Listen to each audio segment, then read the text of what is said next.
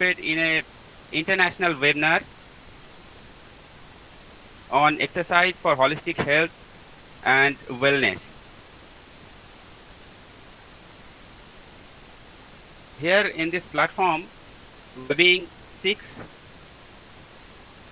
eminent speakers from 2 are from and 4 are from from India. So we will start our program. Before start our program, we are like to inform you that in collaboration with IQAC cell of Prabhat Kumar College, jointly we are organizing this webinar. In this webinar, we fixed the schedule time from 8:30 to 11:30. So very today we will have 3 speakers in our program, and tomorrow we will have 3 speakers. So for starting our program, I like to request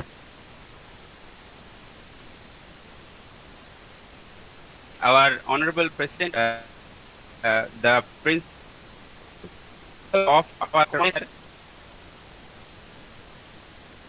to please teach and send. I welcome. I feel proud to welcome all of you in this today international webinar. I welcome all the speakers. What I have in front of me, Dr. Indranil Bosnoy, Dr. Sridip Chatterjee, Mr. Pothikrit Bandyopadhyay, Mr. Rahul Dev, Dr. Supriya Mandal, and I request if you have anything, then please feel free to write down in the chat. Dr. Madhusudan Hajira is there. We have IQAC coordinator, IQAC member, Dibat Mujumdar. They will send your queries to the resource person so that you can get your answer properly, and we can maintain this webinar also in a good way. With this few words, I think the honorable expert, honorable resource person, who will present their views, we will try to maintain all those things for our future life to fight against this COVID-19.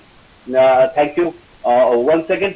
I welcome to all of you to this today's digital webinar, and thank you. Special thanks to Madhusudan Hajira and the IQC coordinator, IQC member, all other persons who are associated with this webinar. I also would like to thank our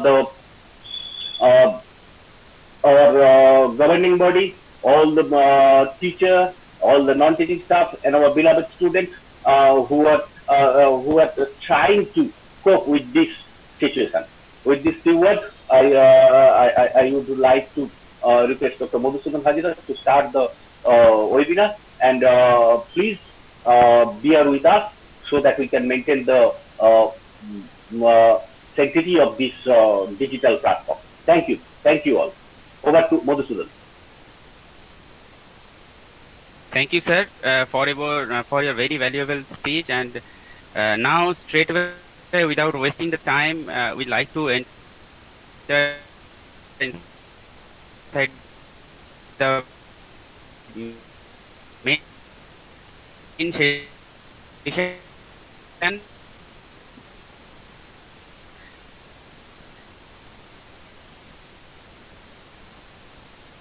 First of all,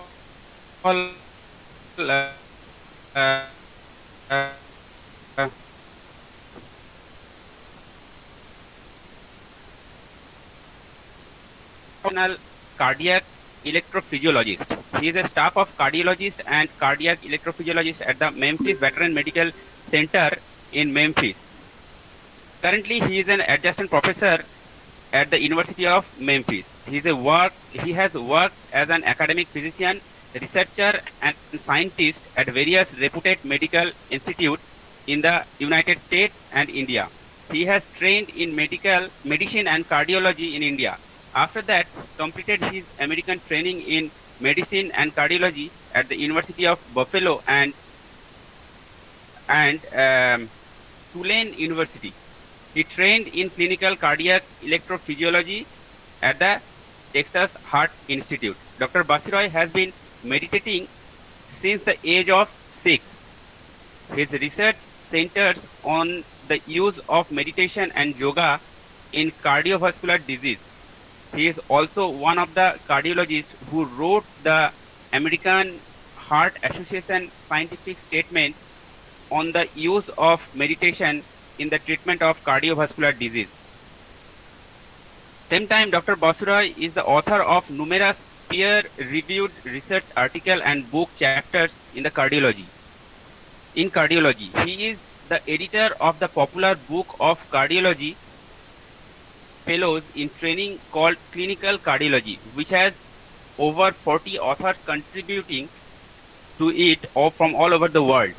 He is also the editor of Chief of Cardiology Electrophysiologist of Start Pearl, an initiative to provide continuing medical education to physicians with the U.S. National Library of Medicine under the National Institute of Health. Dr. Basiroy played a pioneer role in developing multiple tools, use of arterial fibrillation and ventricular tachycardia. Dr. Basiroy has been spearheading public education for COVID-19 as Professor of Public Health at the University of Memphis. He has also been advising and media on the latest development in the field of including new drugs against COVID-19. So within this very short introduction, I like to request Dr. Basiroy sir, so please start your session. Dr. Basiroy sir, you are not audible, sir. Can you guys hear me now? Yes. Yeah. Okay. Thank you very much for the excellent introduction. It's a pleasure, Dr. Hajra, to be. Someone is there. I think that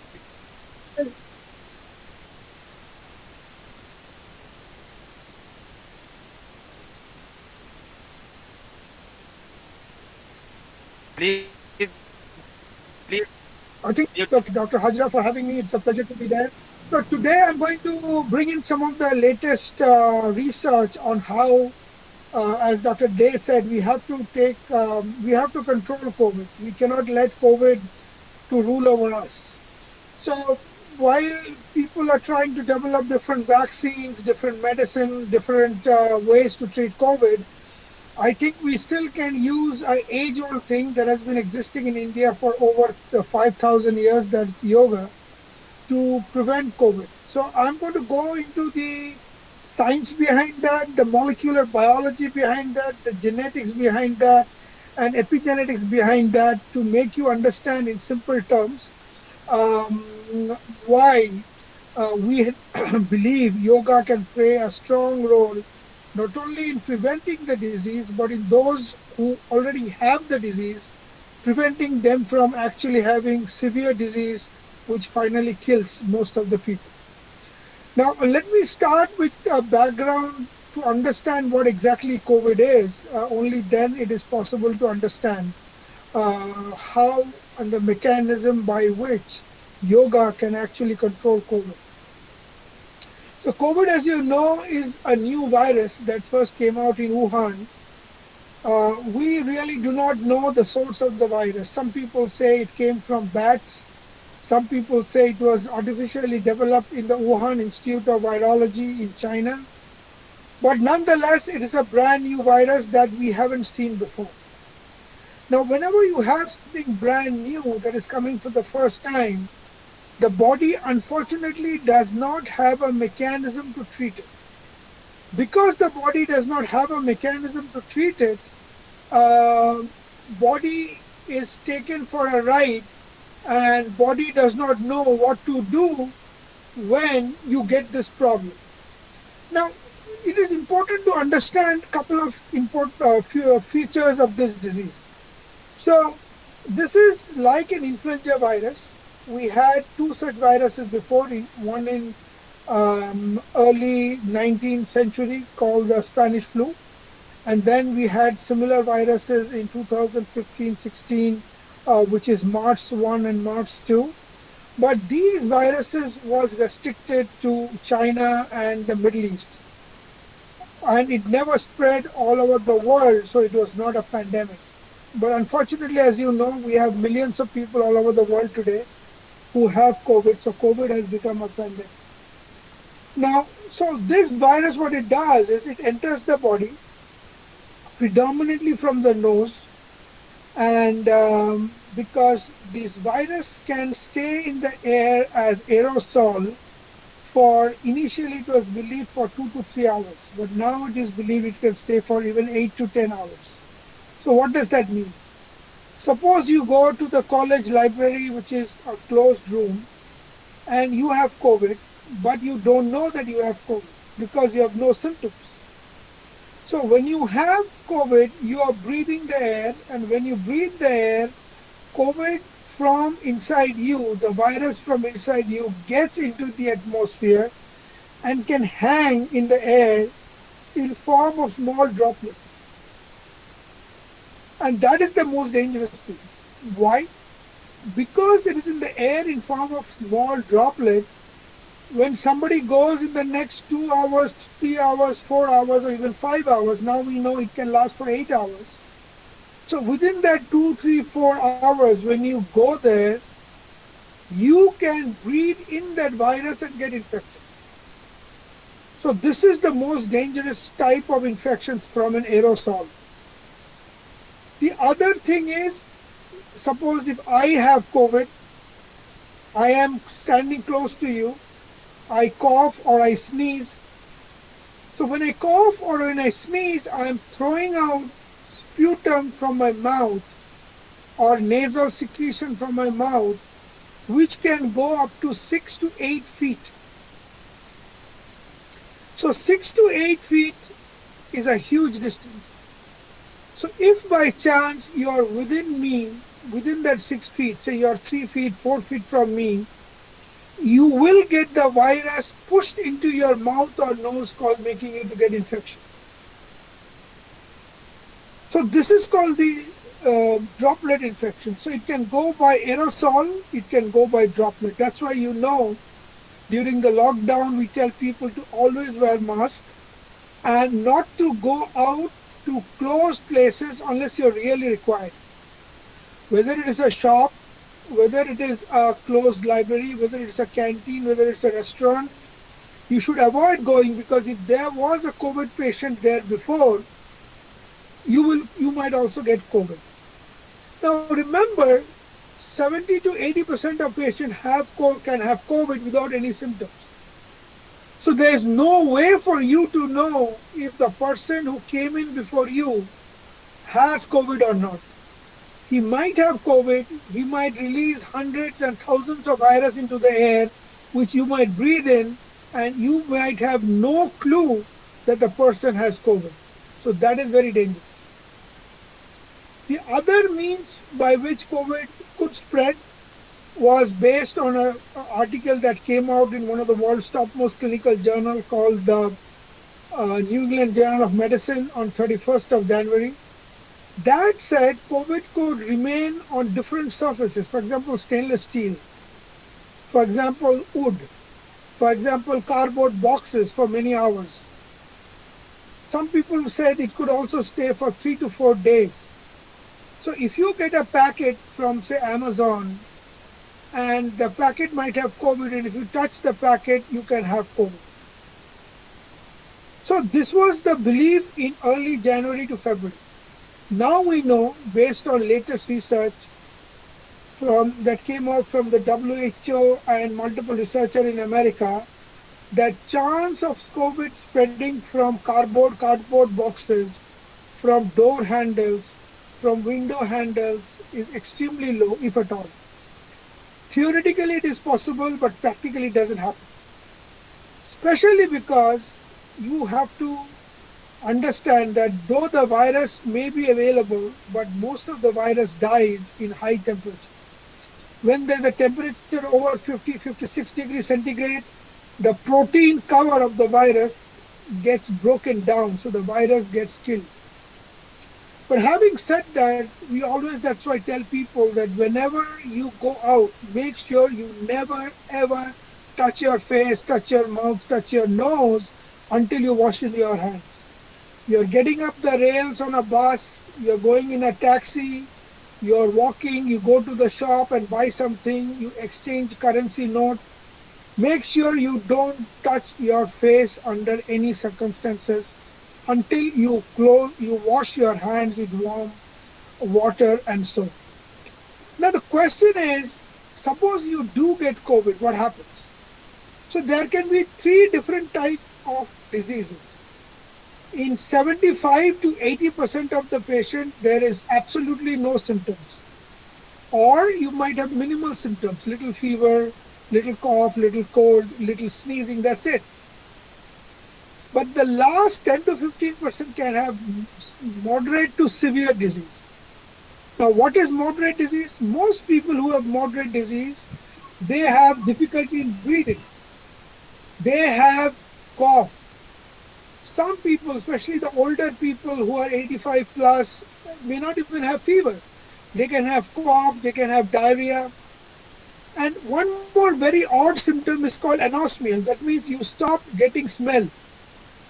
Some people stop getting taste. You might take salt in your mouth, but you don't feel salt. You might take sweet in your mouth, you don't feel sweet. So, and you take something, a good scent or a perfume, and you try to smell it, you don't get the smell because there is anosmia or loss of smell. So, but remember, even plain pneumonia, plain influenza can cause anosmia too. Though a large section of people with COVID has anosmia, anosmia is not only peculiar to COVID. Even normal upper respiratory tract infection like viruses can cause anosmia. Now the second, so that is moderate symptom. And the third is what is known as extremely severe symptoms. So what is severe symptoms? Severe symptoms can be large number of things, but couple of things is your oxygen concentration goes down to such an extent that even if I give you 6 liters, 10 liters of oxygen, it doesn't work. I finally have to put you on a ventilator to support your breathing. Because the lung gets flooded with secretions. So there is, as you know, the lung has to get fresh air from outside. As the fresh air comes in, it mixes with blood to oxygenate the blood, and the oxygenated blood goes to your brain, goes to your kidney, goes to your heart. That's why you and I are alive. Now, if your lung instead of air is filled with water, then you will not be breathing, you will be like a fish out of water. And that is what typically happens in COVID. So the only way to save life is putting people on the ventilator till either the disease is gone, or you recover, or you die. Now, in early days of COVID in New York and Italy, 90% of the people who had ventilators actually died. And there was no way to save them because we had no medicine for COVID. We did not know what COVID was. We don't know how to act against COVID. So they died. But remember, that's a very small number. Now, despite being a small number, still hundreds and thousands have died because it's a pandemic. Millions are infected.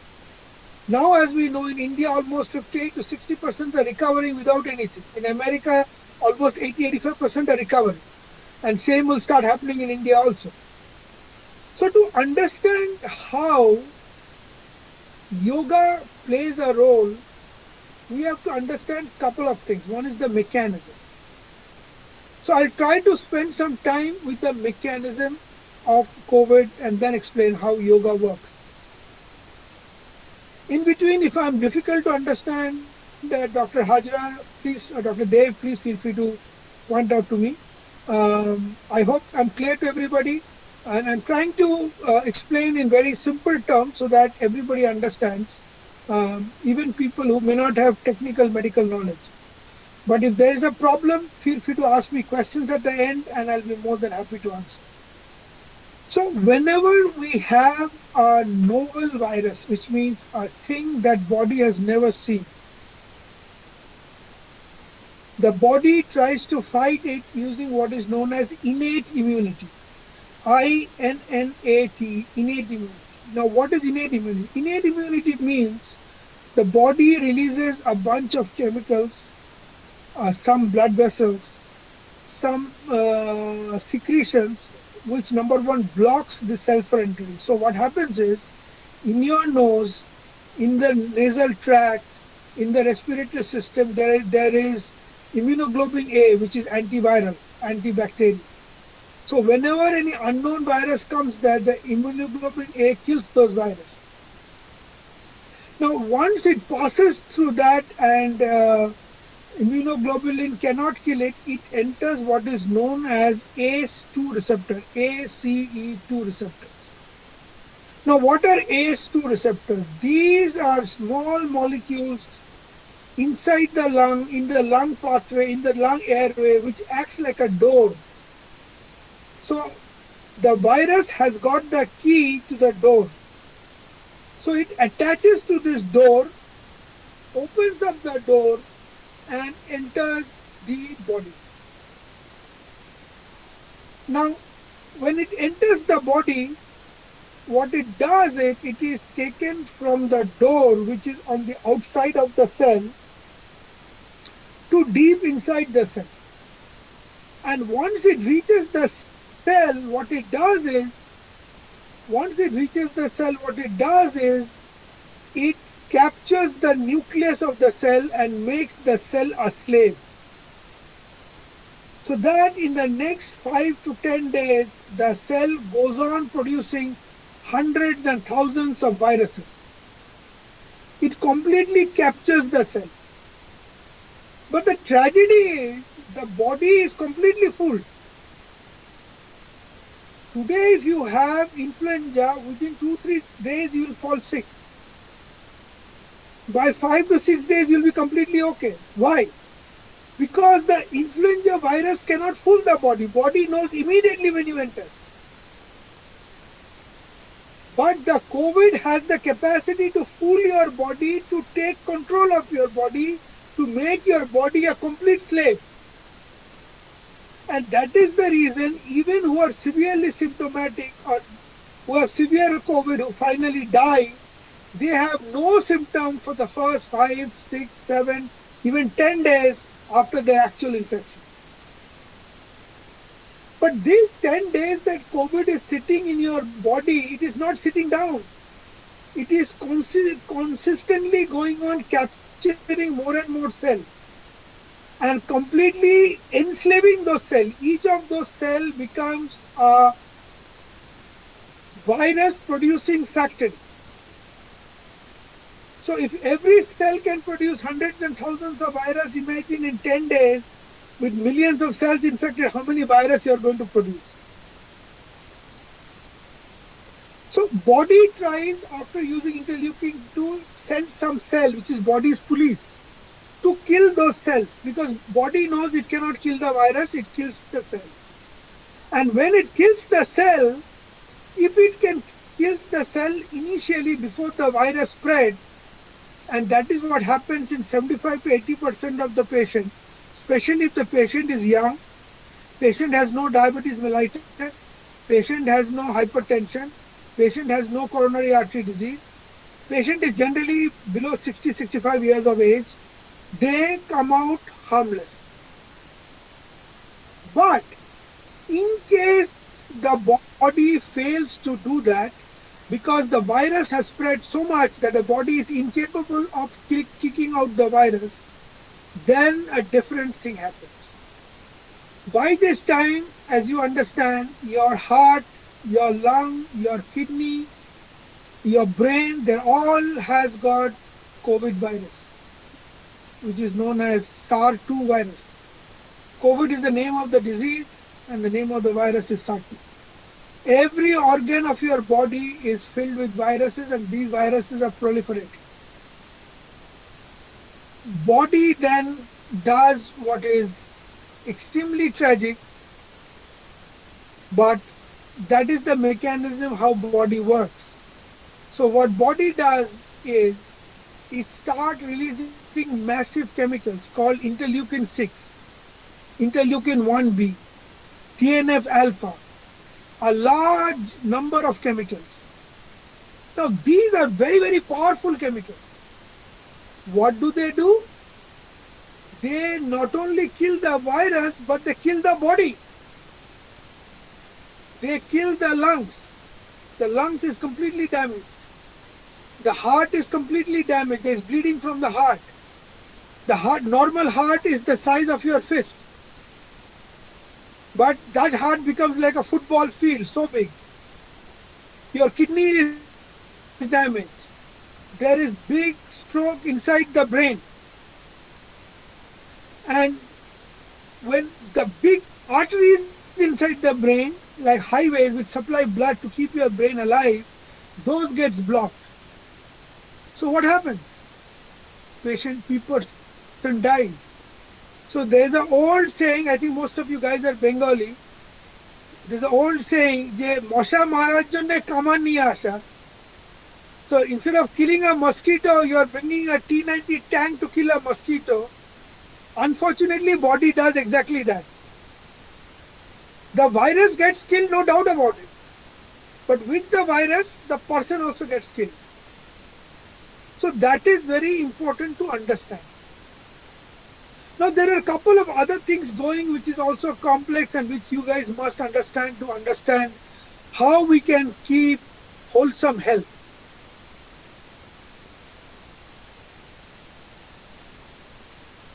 So when you're in lockdown, when you're scared that you might get COVID, when suppose you have an elderly father or a mother or an aunt in your house, you're scared that they might get the disease and they might die. You might have small children, you might be scared that the small children can have COVID and they might die. So what happens is you develop stress. Now when you develop stress, what happens is body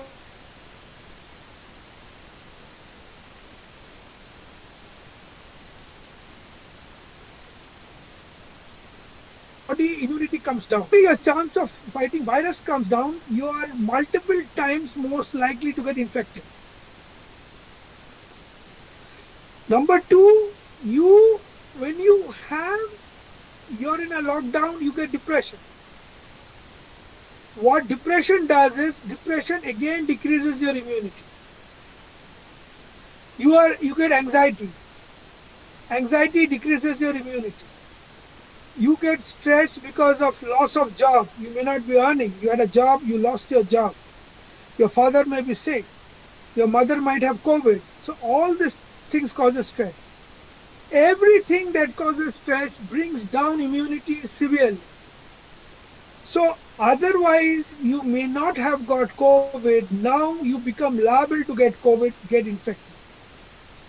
And now once you get infected inside your house, obviously other people get infected. So it is a complex procedure. Now, so where does yoga come in? What role does yoga play?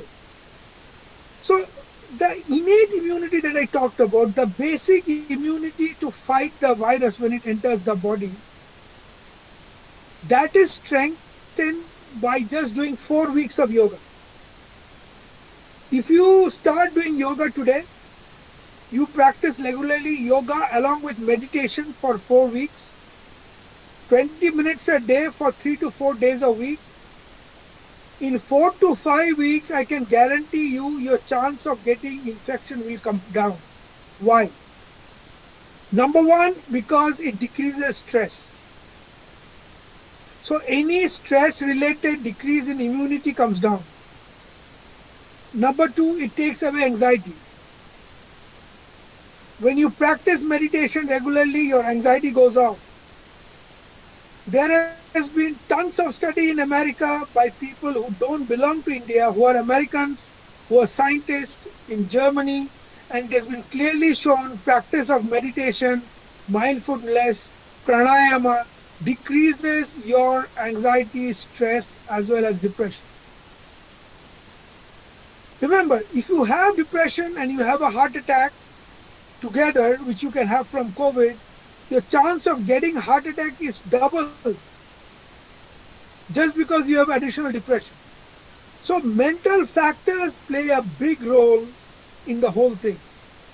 Yoga and meditation decreases anxiety, decreases depression. Now I talked to you about a couple of cells in the body that take part in immunity. I talked about immunoglobulin A. So there has been study where people were given 4 weeks course of yoga with meditation. Their immunoglobulin A was checked from the lung, from the secretion of the lung mouth, from the urinary tract, and then they did 4 weeks of yoga. It was found that the immunoglobulin A level was increased 2 to 3 times. So imagine if I can increase your immunoglobulin A 2 to 3 times, the virus will die at the moment it tries to enter the lung. Number 2, body sends in a couple of cells like macrophages. What this does is it goes and eats away those infected cells. They are like body police. Their job is to go and eat the cell that has been infected. So the function of the macrophage is increasing a couple of 100 times. Then there are cells in the body known as the NK cell, N and K, natural killer cell. What is natural killer cell? Natural killer cells are cells which are like army mercenaries. Their job is to go and eat up viral infected cell and cancer cell without asking any question. So the problem with COVID, I told you before, is whenever a body virus or a bacteria enters the body, the cell gives signal that I have an intruder, I have a foreigner, I have an alien. And the moment the cell gives the signal, natural killer cell goes and eats up those cells. Now, if I can improve your natural killer cell function 150 times, there is no drug today, any medicine, any procedure that can increase the function of natural killer cell.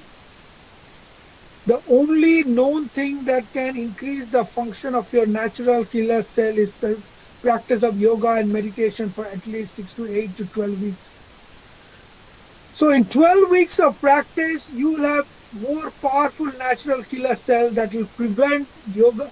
Even if your cell is infected, even if your lung cells is infected, it will kill those lung cells along with the virus and prevent the spread of virus.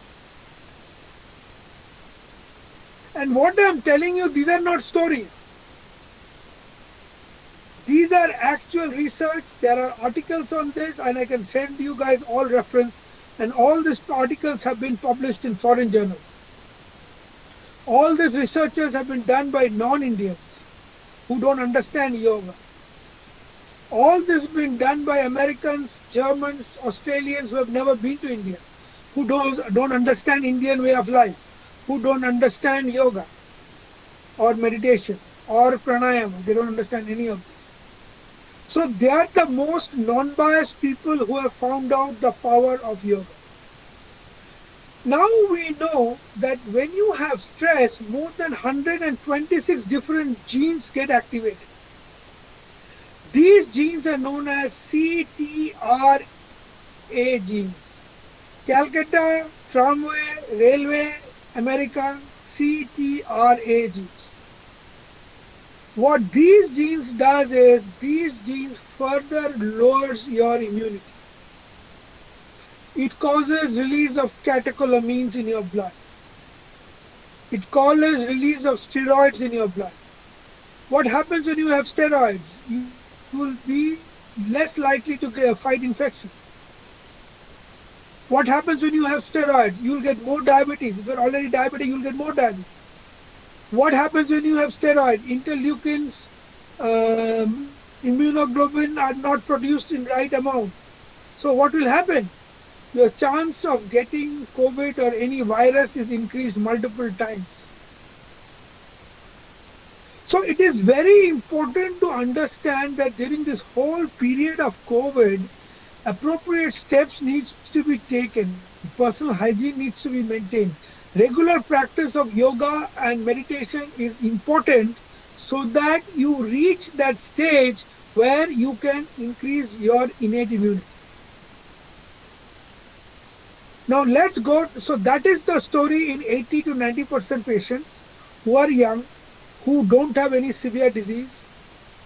So their chance of dying from COVID is next to negative. Their chance of even having symptoms is extremely low. But what about those who have severe COVID?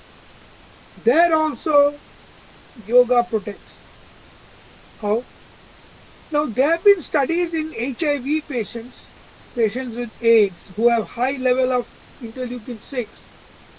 So when COVID stays in the body and body mounts a reaction, that reaction that is mounted by the body where thousands of chemicals are released like interleukin 6, TNF alpha, interleukin 1b, they are called cytokine release syndrome. So when these things are released, obviously the virus gets killed, but as I said before, along with the virus, you get killed. The human being gets killed. Why? Because your lungs are completely damaged by the chemicals. Your heart is completely damaged by the chemicals. Your kidneys are completely damaged by the chemicals. You can have massive strokes in your brain. So there's no chance of you living. So the reaction of the body is so bad that it kills all this organ. And that is why now we have new drugs called tocilizumab or saralimumab that actually blocks interleukin 6. But these drugs are very costly. Like I had a patient, I have been advising multiple hospitals, including people in the central government who has been treating COVID, different hospitals in Calcutta, there have been doctors. So one vial costs $10,000, but it is sold in black market for $40,000. But why do you, 40,000 rupees, why do you want to buy for 50,000 rupees if your body itself has the mechanism to protect you, prevent the release of interleukin 6? So there has been a study in cancer patients where people have been given meditation and yoga, people have not been given meditation and yoga. Those with meditation and yoga had very little rise in interleukin 6, whereas interleukin 6 were multiple times more in patients not taught yoga. Now your interleukin 6 level can be 10 times more in COVID, and that's what kills you. That's how in America we know who's going to have a normal course, who's going to have a bad course, and who are going to die from the level of interleukin 6. And now the world is trying to make drugs that will prevent the rise of interleukin 6, and if interleukin 6 does go up, we can block it. But the problem is, if you give this drug too early, then what will happen? Then the body's capacity to fight COVID will be disturbed. If you give it too late, then what happens? Then the patient dies. So it is always better, instead of having external medicine or drugs, to see if you yourself, the body has the capacity to fight it. And the body does have capacity. We have records, we have research. We have tons of research to prove it.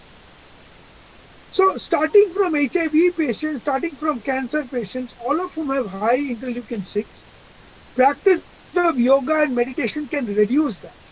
So even if you get COVID, even you might have mild symptoms, your chance of having moderate to severe symptoms or getting admitted into a hospital or actually dying becomes extremely low. And what do you have to pay for it? Nothing.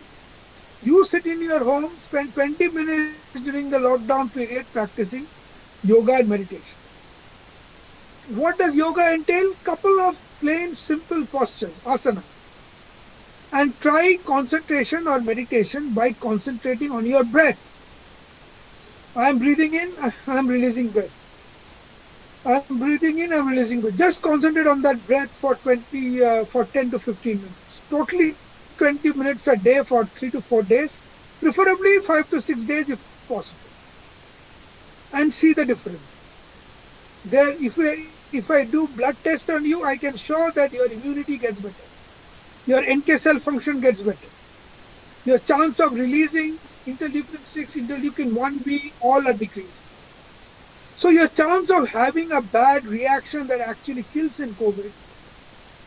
So this is something that you people have to understand, that till now, not even a single person has actually died because of COVID directly. Not even one person in the entire world. Hundreds and thousands of people have died, not even one person. Why? Because COVID didn't directly kill anyone. It is the body's reaction against COVID trying to kill the COVID virus that kills. Because while trying to kill the virus, you are actually killing yourself by causing massive damage to your lungs, to heart, to all the other organs. So what is needed in this period is lifestyle changes. Because lifestyle changes is the most important thing that can save you. So first lifestyle changes is try to eat less. Overeating causes problem because immunity, a lot of blood goes to your gut, stress increases, other problem comes. So eat less. If you are overweight, you can also try to practice what is called as intermittent fasting. In 2017, Nobel Prize was given to a Japanese on intermittent fasting. In 2009, Elizabeth Taylor won Nobel Prize for showing that when you practice meditation, your telomerase increases so that your chance of your age decreases. In the Himalayas, it's very common to find people who are 70, 80, 90 years old. But they are 90 years old person, but he's as fit as 60 years old or 50 years old. Why? Why do you think that happens? So for the first time in medicine, because of yoga, a new concept has come. That concept is called chronological aging and biological aging. So what is chronological aging? If you are born 50 years back, your age is 50. So your actual age, the chronological age, from the time of your birth till today is 50. So Ram, Sham, whatever your name is, you are 50 years old. Now if you practice meditation for 5 years, the biomechanics of your body can decrease by 12 years. So though you are 50 and you practice for 5 years yoga and meditation, your body will be 38 years only. So though actually you are 50 years old, your body is akin to only a 38-year-old guy. And that's why one who is 90 years of age, he can run upstairs, he can do a bunch of things, he can climb mountains, whereas you and I cannot, because after years of practice, their body remains much younger than their actual age. And Ye showed for the first time, 2009, Elizabeth Taylor, that it is because telomeres, which is responsible for aging, breaking down of telomere decreases. So a cell in your body lasts longer. You live longer. So for the first time it was shown that yoga and meditation can actually prolong life.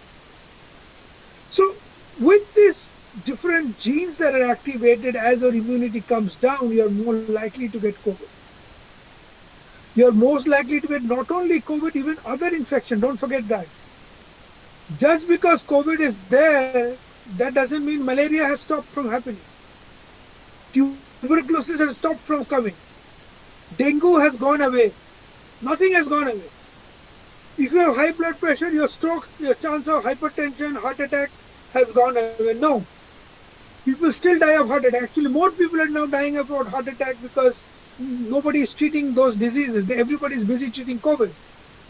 Stroke hasn't gone. Hundreds and thousands of people in India die because of stroke. Stroke hasn't gone down. So the idea that just because you have COVID and you're busy with COVID, everything else will go away, that is completely wrong. Actually, more people are dying from heart attack, more people are dying from stroke. In New York, they showed that multiple times more people died from heart attack than in normal times because of COVID. So normally the person who has a heart attack can go to a hospital, get an angioplasty and save life. You cannot get it because there is no bed. Bed is all filled by COVID. You don't get a doctor in time to come and see you. So all sort of diseases, not only COVID, but other diseases also attack you more because your total immunity has come down. So lifestyle means you eat enough, but don't overeat. You can practice what is known as intermittent fasting, where you eat within 8 hours and the rest of the time you don't eat or eat minimum. If you're diabetic, obviously you have to follow different diabetic diet and diabetic things. Second thing is practice healthy lifestyle. That means don't touch your face or mouth under any circumstances. Wash your hands couple of times a day. To prevent stress, practice meditation regularly. So as what is meditation? You don't have to go to any guru or any particular teacher to learn meditation. This is something very scientific. You sit in a room where you just secluded, or you close the door, or you sit in a room which is on one side, and just close your eyes, look upwards, close your eyes, and watch your breath. Watch your breath for 5 minutes, 10 minutes. Thoughts will come into your mind, and that is normal. Moment you understand thought is coming, you will again go back and start breathing again and start watching your breath. When you do that for 10, 15 minutes, and as time passes, you can do more and more, automatically your immunity is increasing. Automatically you are getting yourself more powerful. Automatically your depression will decrease. Your anxiety will decrease. Your chance of getting heart attack will decrease. Your chance of hypertension will decrease. Your diabetes will be better controlled. So all the thing that increases mortality and kills people will get better. So this cytokine release syndrome, which actually kills people, as I said, can be completely inhibited to a large extent if you practice for at least 4 to 8 weeks of meditation and concentration and yoga. You don't misunderstand me. You don't have to be a particular religion. You don't have to believe in God. You don't have to pray any particular God or anything. It is a physiological exercise to control the brain, control the body, control the mind. You, in Patanjali Yoga Sutra, which is the main book of yoga, he doesn't talk of any God, he doesn't talk of any religion, he doesn't talk of anything. You can be a Hindu, you can be a Muslim, you can be a Christian, doesn't matter. You can believe in God, you cannot believe in, you don't believe in God, doesn't matter. What only matters is you have to believe in yourself and keep a regular practice by breathing in, breathing out, and concentrating on that. That is called pranayama. It has nothing to do with any God. If you want to believe in God, you are most welcome. If you don't want to believe in God, you are still most welcome. So this is the scientific study that has shown in multiple trials all over the world to actually prevent attacks of COVID. And even if you get COVID, 90% chance will be you'll have mild to almost no mild COVID. That won't actually hurt you at all. So I think I will stop for now. I would rather spend the next 15 minutes, it is 9:30 a.m., to answer questions, because I think that is more important, so that I can answer all your questions. Go ahead, Dr. Hajra, you can ask me the questions that people have sent, or if you have any questions, then I can answer them. Okay, thank you, sir. It's overall a very informative speech. We are very much enriched by your very valuable speech. So here I can see that in chat box we have some questions from um, different persons. There is a question from Suprakash Roy.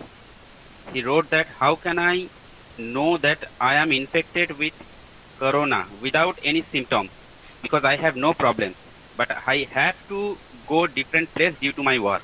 So this is the question from Suprakash Roy. Yeah, so that's a very, very good question from Mr. Roy.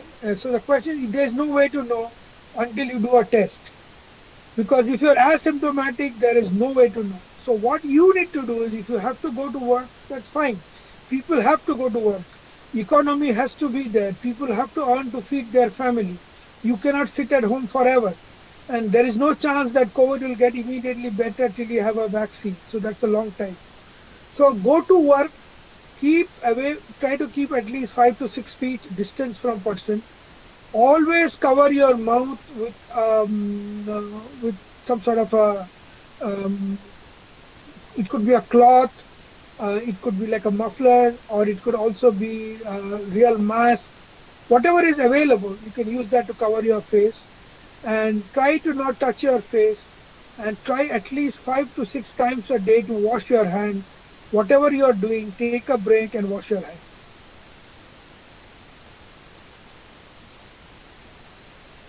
I hope that Suprakash Roy is clear about that. Then there is another question from Manavendra Majhi.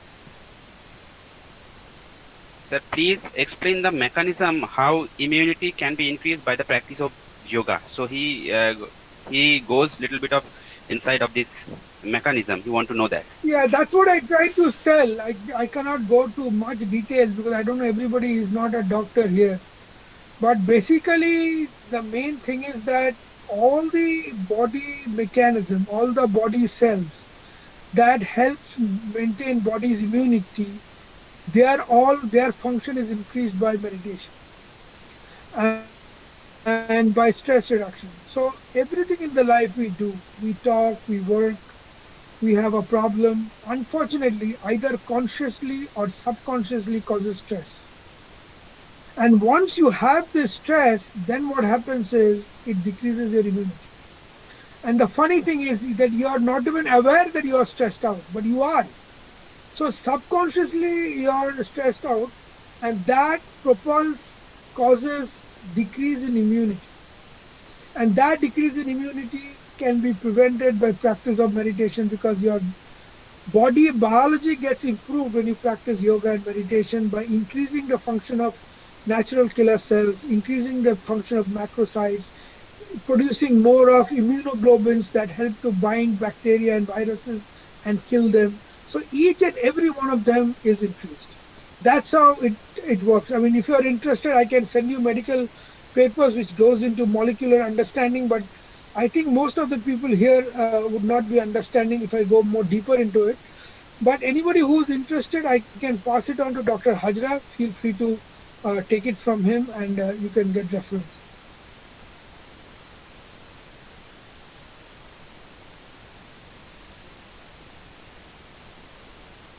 Hello.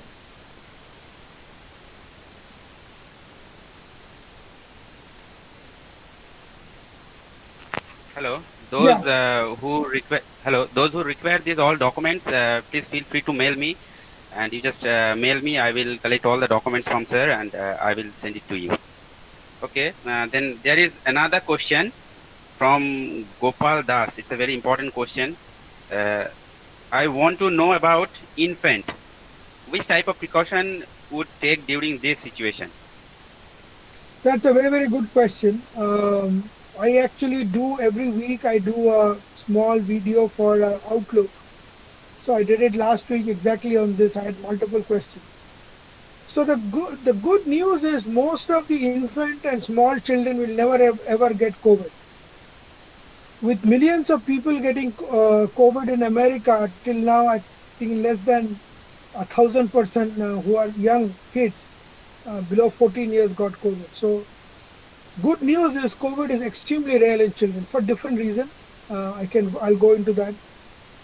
So, but the problem is if it's a very small infant, even they don't get COVID, but what can happen is they might have, because they have very small lung passages, so they can have inflammation in their lungs and causing them to have breathing difficulties.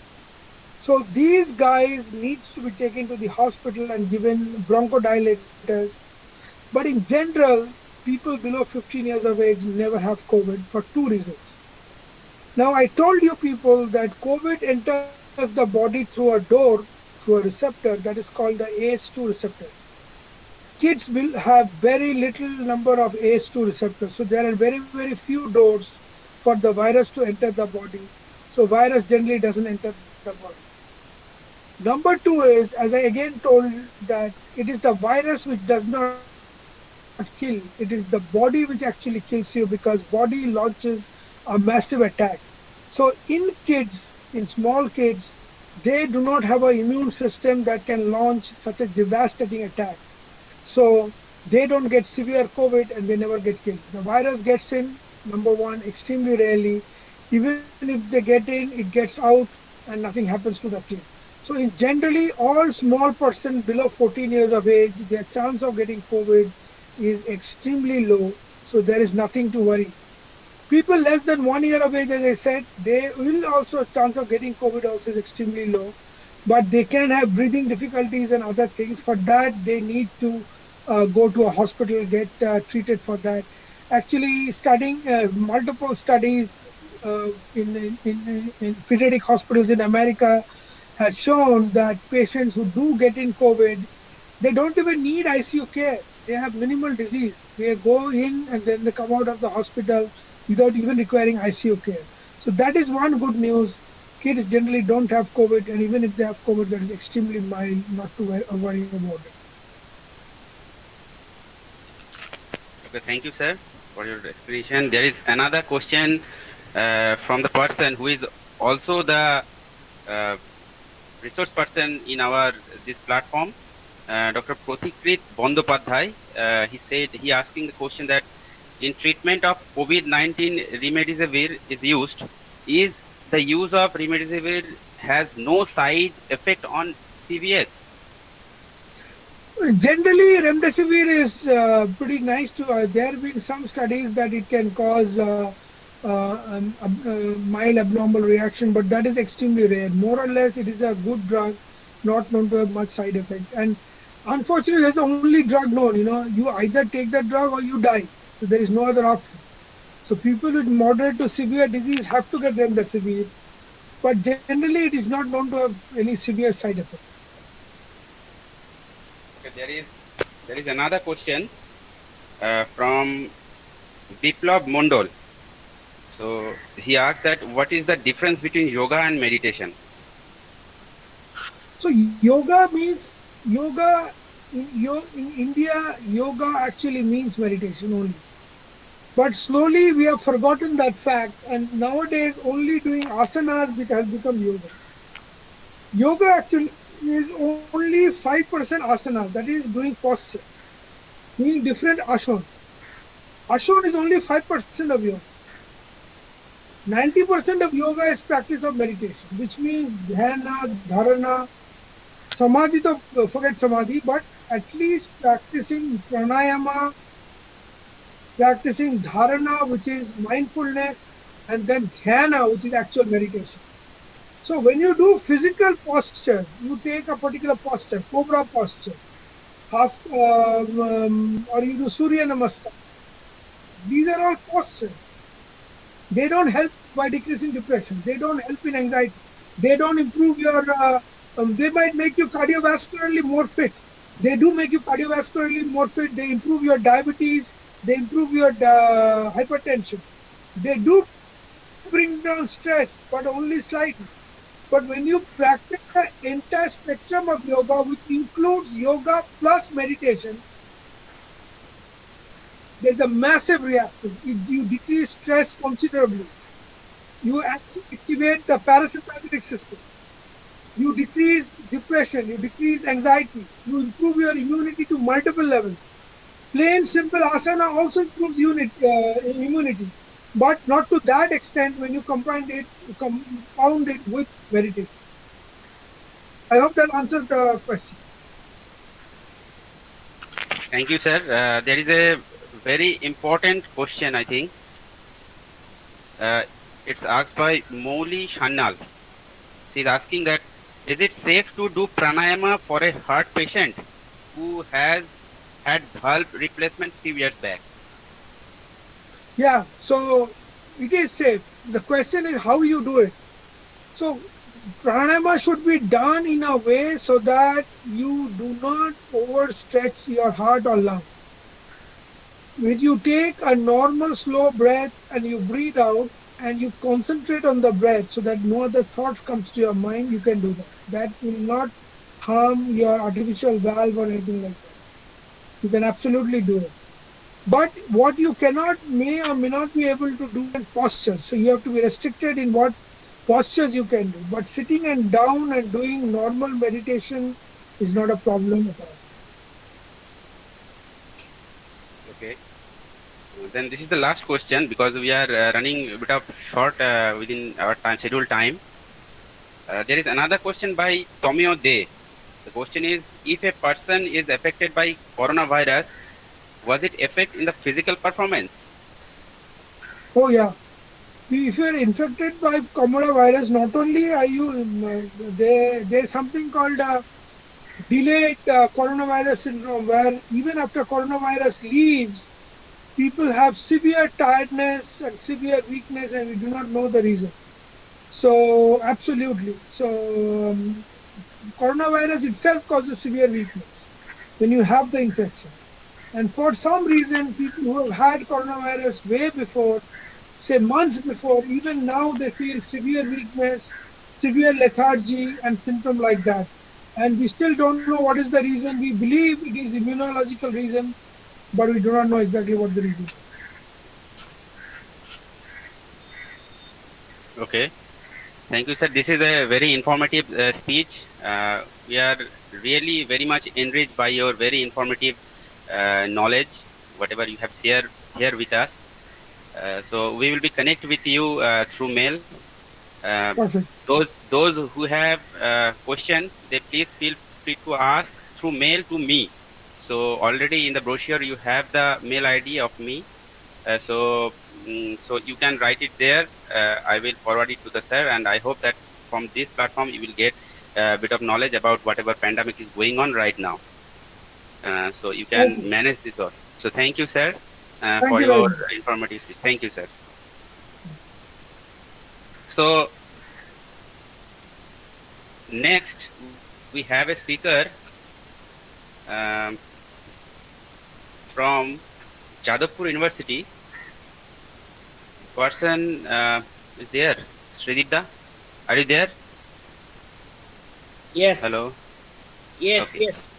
I am here. Okay, so now I like to request Dr. Sridip Chatterjee to deliver his lecture.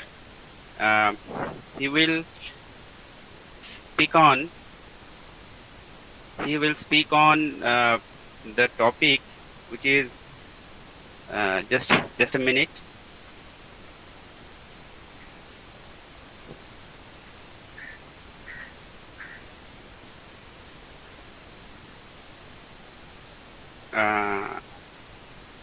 Okay.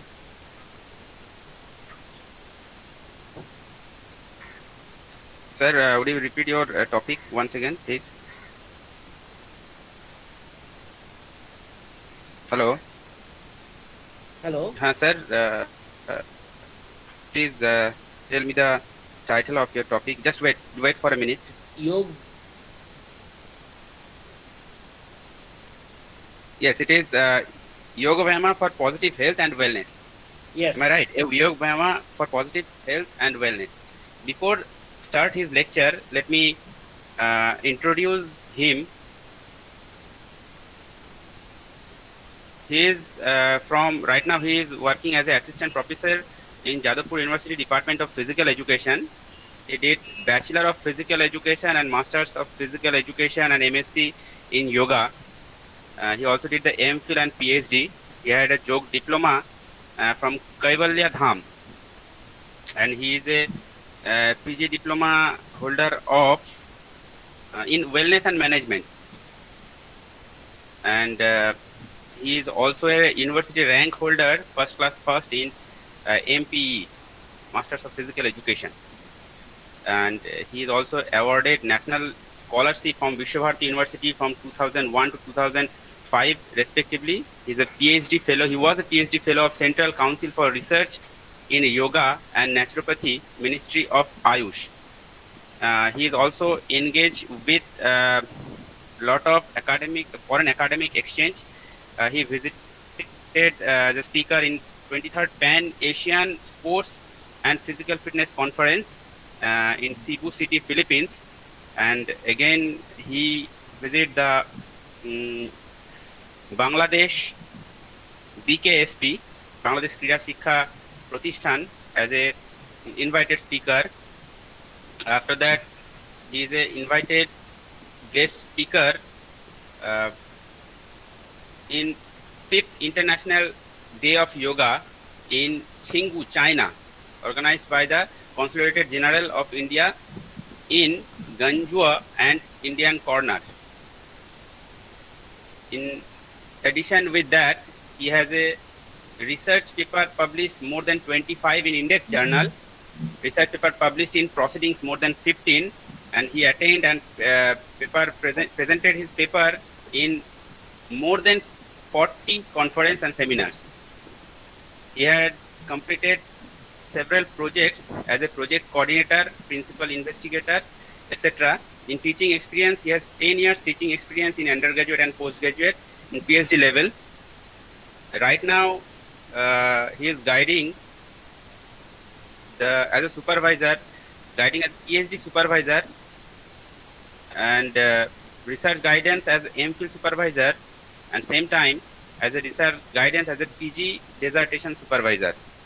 So this is a very short introduction of Dr. Sridip Chatterjee. So now I request Dr. Sridip Chatterjee to go inside and talk about your topic. Over to you, Dr. Sridip Chatterjee. Namaskar. Pranam, dear friends. Today's presentation, before going to start my today's speech, let me allow to start the speech with a mantra chanting. So I request you all the participants, please join with me. Just put your hands together in Namaskar Mudra. Slowly close your eyes.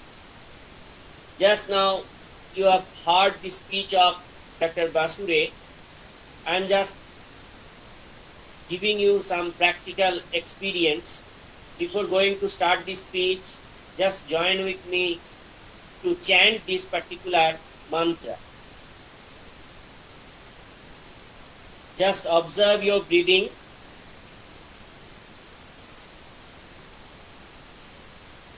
Now take a deep breath. Om Shahana Bhavatu Shahano Bhunaktu Shahabiryam Karevavahe Tejasvinavaditamastu Ma Vidishavahe. Om Shanti Shanti Shanti.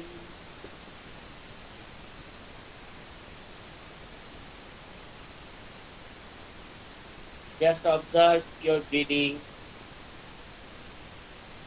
how it's going on. Now slowly open your eyes. At the very outset, I offer my sincere gratitude to Mr. Somendu Adhikari, Honorable President, Governing Body of the College, Professor Amit Kumar De, Principal of the College, Dr.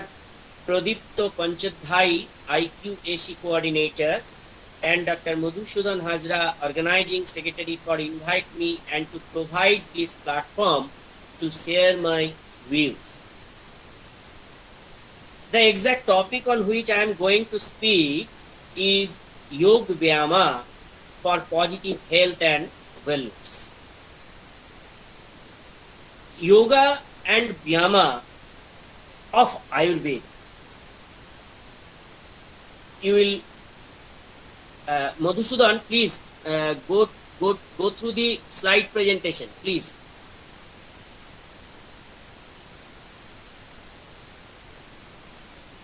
Sharing the slide.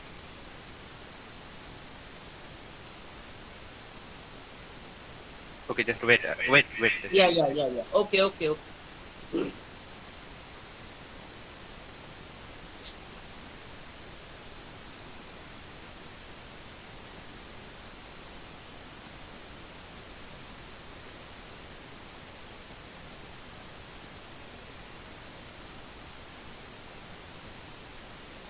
Is it visible?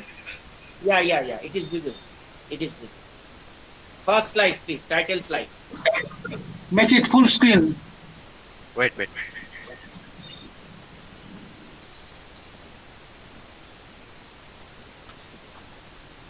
Sridip, তোমার পিছনে লাইটটা, দরজা দিয়ে light আসছে, ওটা তোমার চেহারাটা বেশি লাগছে, তুমি একটু বন্ধ করে দাও।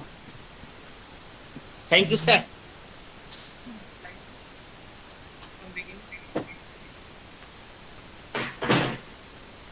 Okay. Well done. So, thank you very much, Madhusudan. The topic I'm going to speak on, that is Yoga Vyama for positive health and wellness. Dr. Batsude set the platform already. Actually, he speak about everything regarding physiological, or better to say psychophysiological mechanism of exercise. Here I use the term exercise in a with a broad view. Exercise means all kind of exercise. It may be mental exercise, it may be physical exercise, whatever means and method would be all are exercise, and it has some effect inside the body, some positive effect and some negative effect also. I will try my best to give you an idea about the Yoga Vyama. It is said in our literature, in Ayurveda, particularly it has been said, and clearly it has been said, Yoga is for mental health, Vyama is for physical health. But you should not misunderstood with this particular hypothesis. Yoga is for mental health, that doesn't mean it has no effect on physical health. It has some effect on physical health also. And there are certain methods through which we get some physical benefit from yoga also. And Vyama is for physical health. With this particular hypothesis also, you should not misunderstood the effectiveness of Vyama or exercise explained in Ayurvedic literature. It means it has much better effect on physical health than mental. So, if we able to create a balance, if we able to create a combination of these two, would be an ideal one to develop our positive health and wellness. Here I would like to share another thing also. This positive health, the particular word positive health, these two words actually first used in Ayurvedic literature. The two famous Ayurveda Charjo, Ayurveda Acharya, that is Charak and Susruta, they at Charak first use this particular word positive health. Whereas wellness is relatively a new concept. It has been propagated throughout the world from late 1950s, but interesting to note that it has some ancient root also.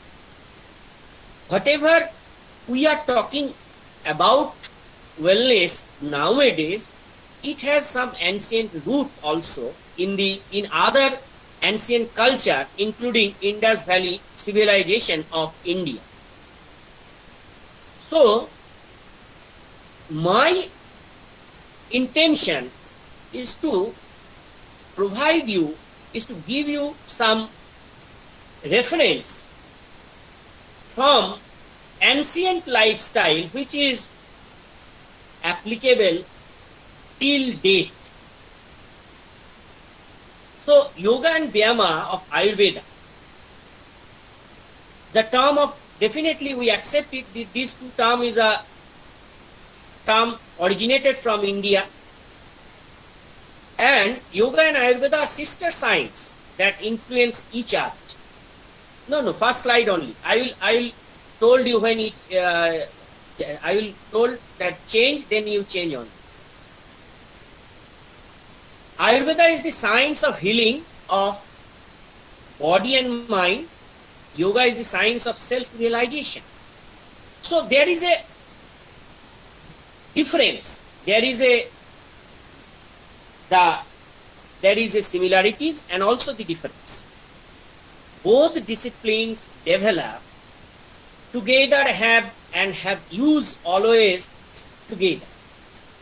Yoga literally means integration at all level of one's existence, from the physical, sensory, emotional, mental and spiritual to the highest level of self-realization.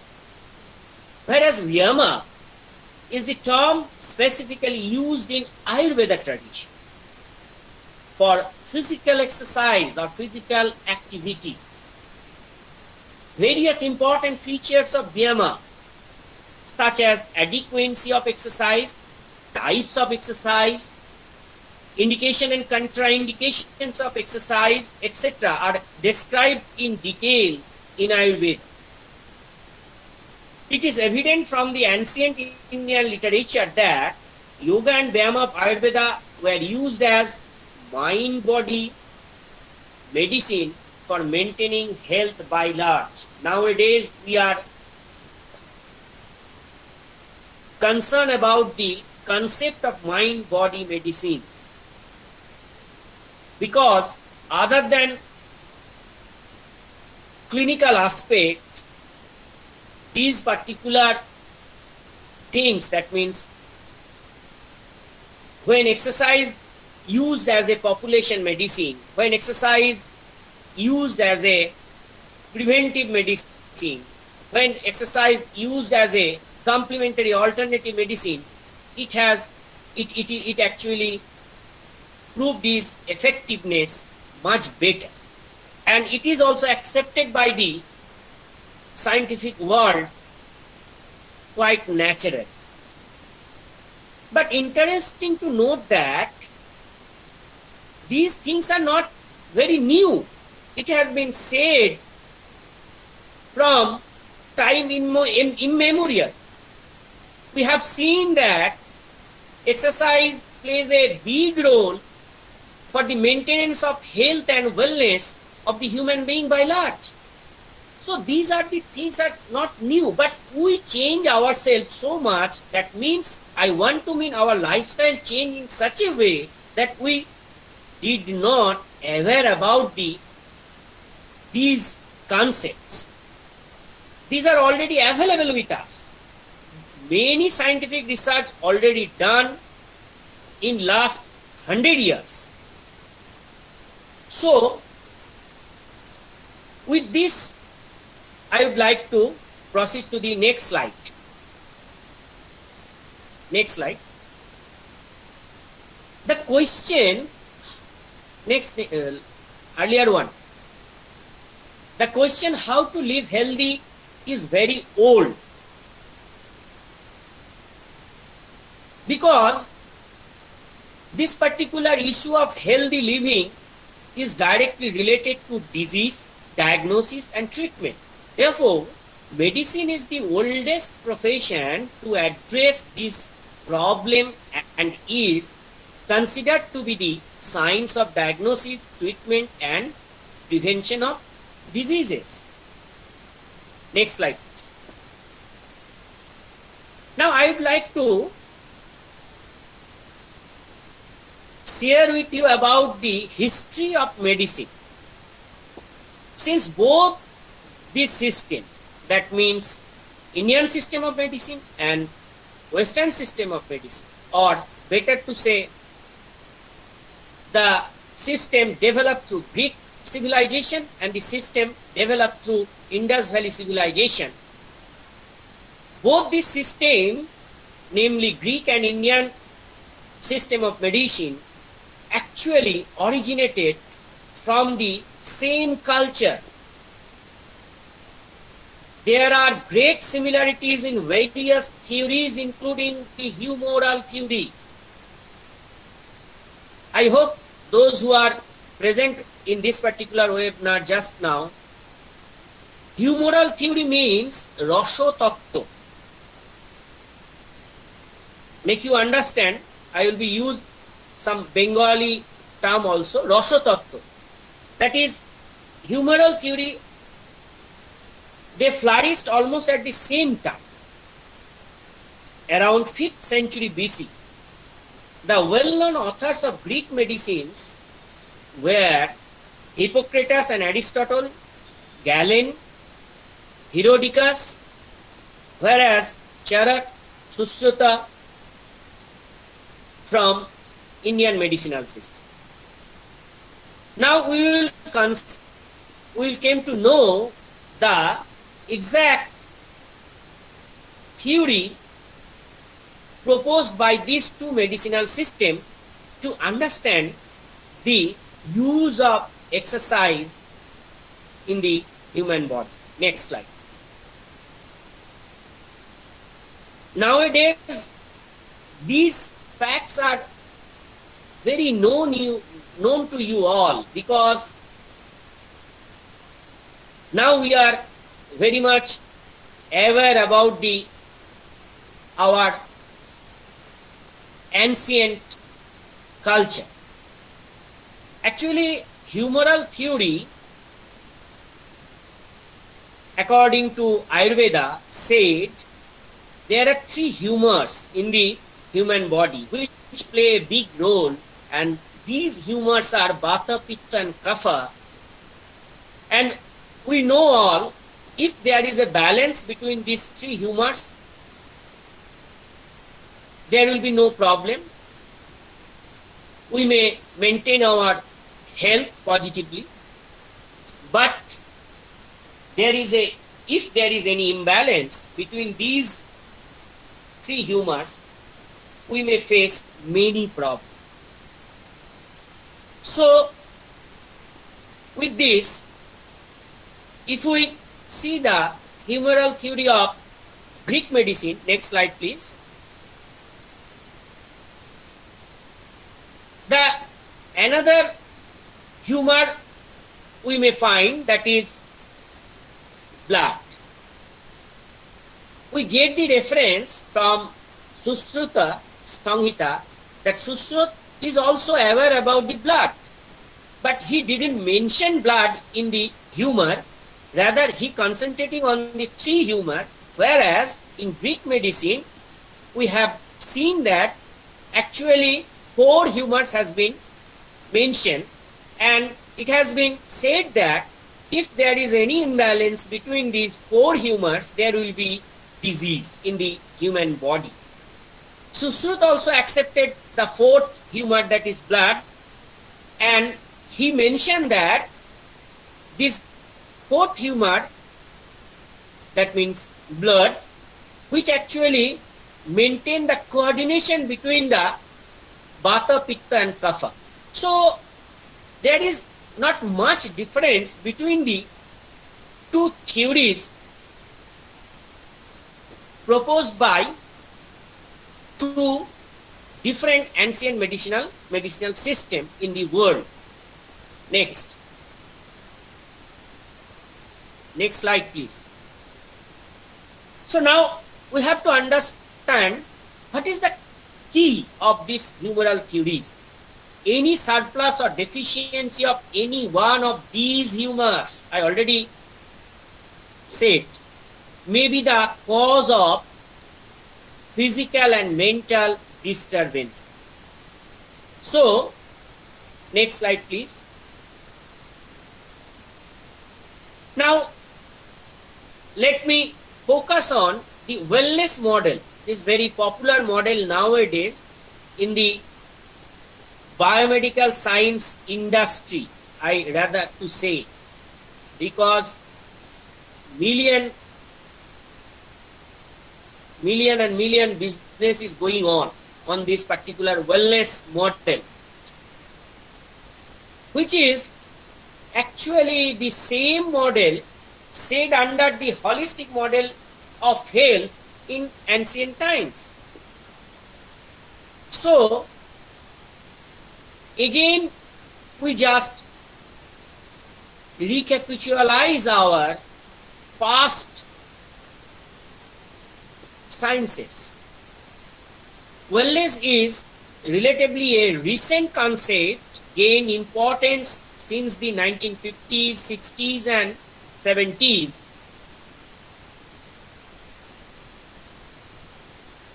With ancient root in Indian, Chinese, Greek and Roman cultures. Sometimes we feel that we have only the ancient culture, we have only the background of exercise, but it is seen throughout the world that every civilization, every ancient civilization, they have their own culture, own lifestyle, their own system to fight against the disease or problem related with health. So the present wellness model actually influenced by ancient holistic culture of health in different civilizations throughout the world.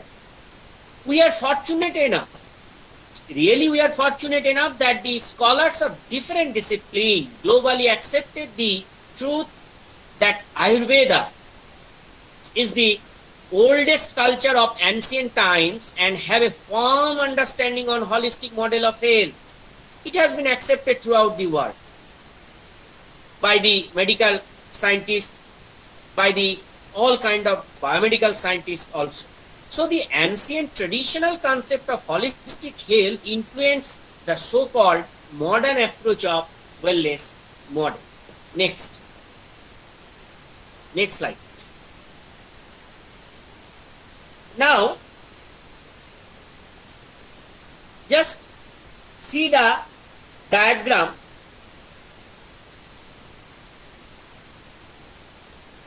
The concept of positive health, I already said, the concept of positive health was first introduced by Acharya Charaka. According to Charak, body, mind and soul, these three entities of human being are like a tripod. The human is sustained by their combination. They constitute the substratum for everything. Whereas mind-body medicine focuses on the interaction among the brain, mind, body and behavior of the individual towards positive health. So constantly growing scientific evidence explored the truth that yoga and Vyama has the properties of mind-body medicine as a complementary alternative medicine, or as a complementary alternative approach to fight against chronic non-communicable diseases and communicable diseases also. So, how Yoga Vyama may be helpful for every aspects of health, that is physical, mental, social and spiritual. In next few minutes, I will be concentrating exactly how the practice of yoga and Vyama help to strengthen our health in every aspects of holistic model. This is the holistic model. If we consider, that means whatever model we are going to accept, we have to accept the holistic approach. That means if you more concentrating, if you focus more on physical health, no, you have to give same importance to every faculty of your health. That means physical, mental, social and spiritual. Then only you can able to achieve a complete health, or you may have, or you find the exact concept of holistic health. Next.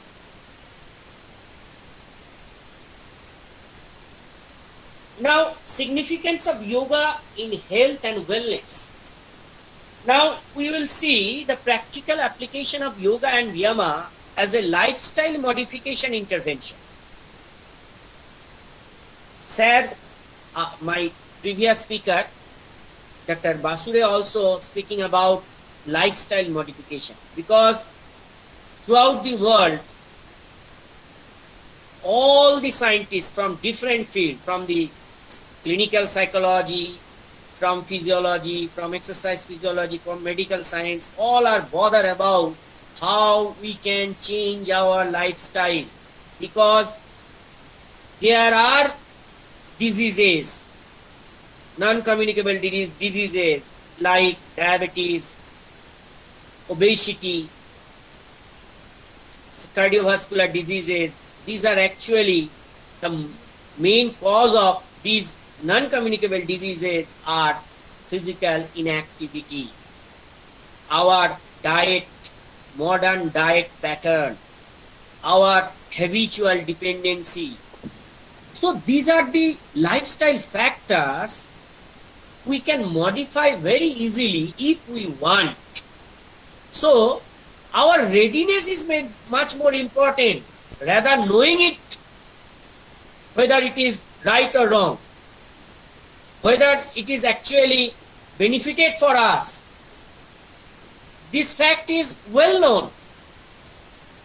Those who are attending in this particular platform, everybody knows it very well.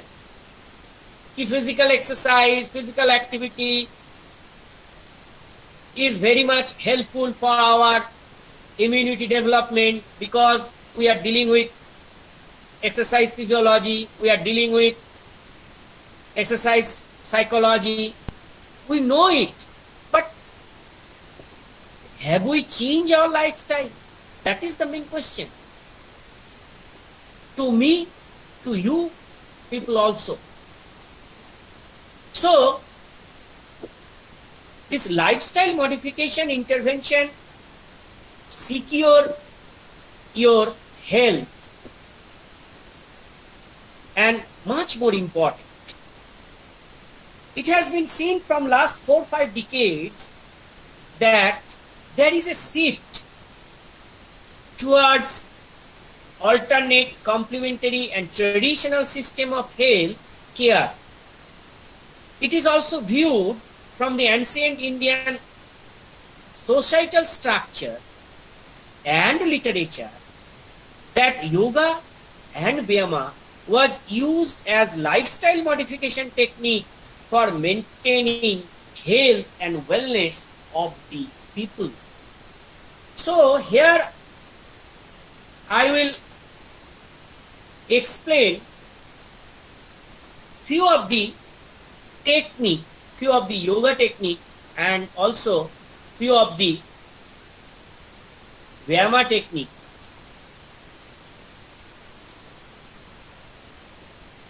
As somebody asked in the last session, probably Biplav Mondal, what is the difference between yoga and meditation? Dear friends, actually yoga is a system which includes meditation itself, and this fact is known to you all, and it was also known to Dr. Basure. But why he mentioned yoga and meditation? Yoga and meditation. Because it has been seen yoga means asana. Yoga means stretching.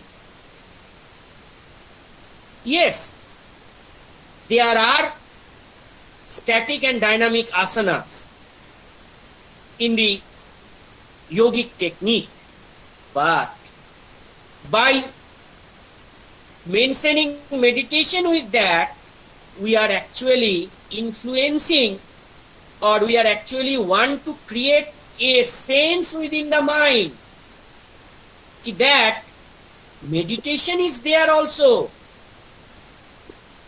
because yoga means asana and little bit of pranayama.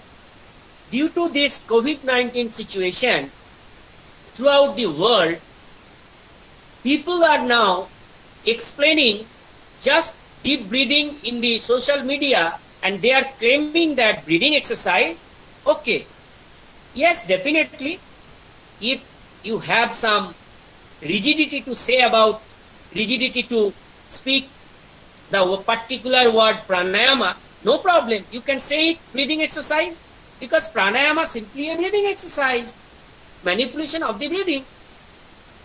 So I would like to start, or I will be more easier to explain few technique of yoga which can be helpful for maintaining our health. That is Kriya. Wonderful practice.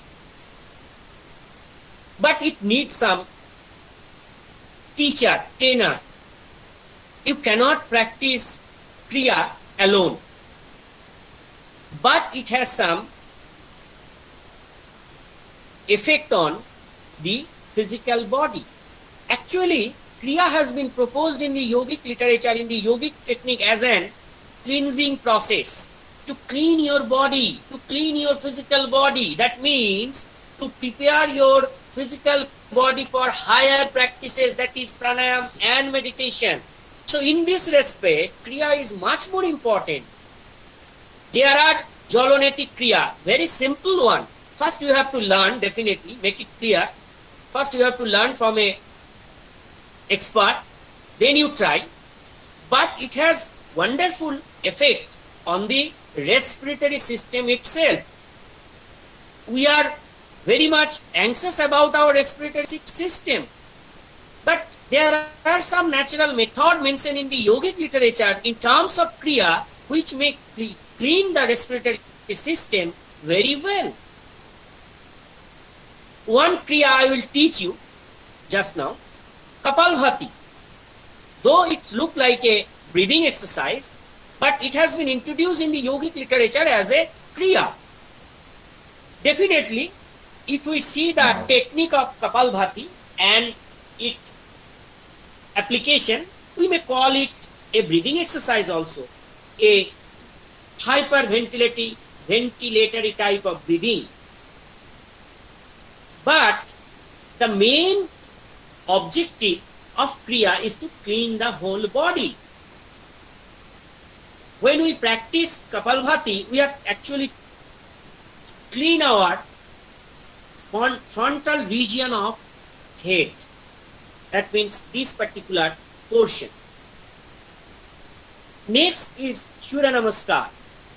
It is a sequence of posture and it has some stages also.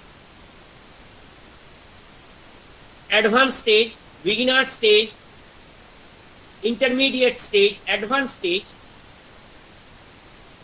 It has some physical benefit and is a wonderful practice for whole the body and can be practiced in house itself. And we have seen in our laboratory, in our research, that Surya Namaskar can able to increase the heart rate about 120 to 130 in physical education student. That means it has some aerobic benefit also. Asana. There are basically 3 types of asana. Meditative posture, relaxative posture, and also cultural posture. And each and every asanas has different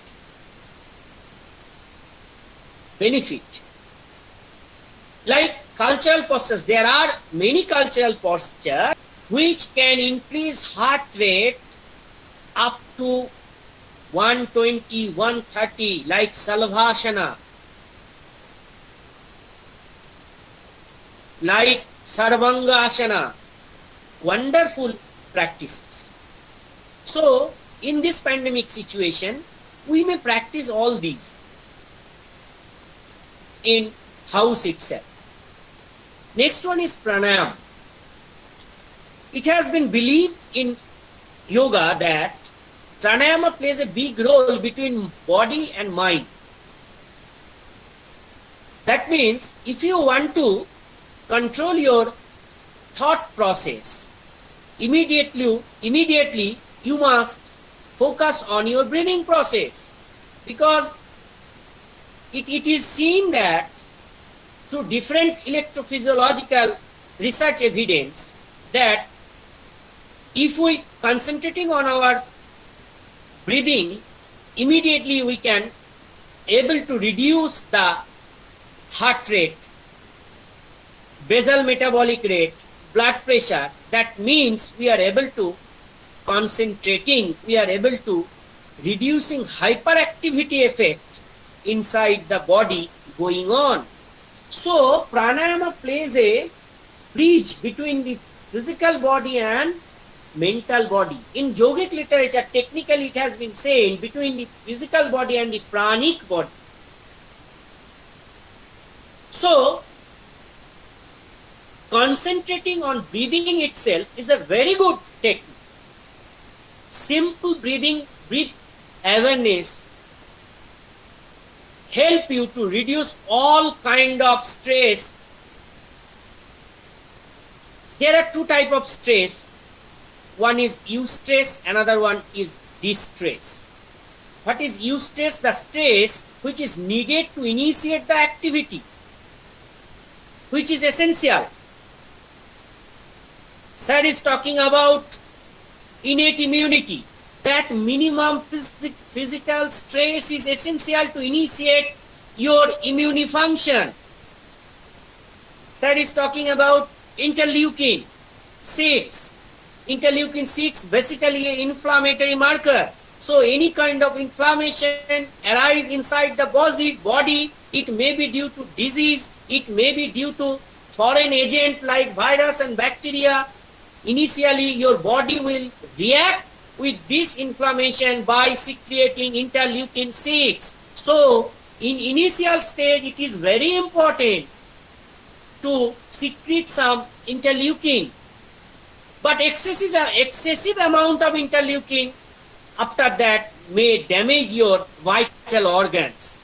Beautifully explain the mechanism. You have to understood. And just see the beauty of physical exercises and mental exercises. Physical exercise help to increase the interleukins, cytokines, interference. By this way, when you are a healthy person, you are doing regular exercise, interleukin concentration, NK cell percentage will increase. Interesting to note that when you are in disease condition, that means if you are affected by cancer, if you are affected by AIDS, if you are affected by chronic stress, then mental, particularly mental practices like meditation, little bit of pranayam help to reduce your stress. That means help to reduce your oxidative stress. By reducing oxidative stress, you may be able to manage the harmful reaction going on inside the body. So it is very much important to reduce our oxidative stress. That's why Basure repeatedly speaking about meditation,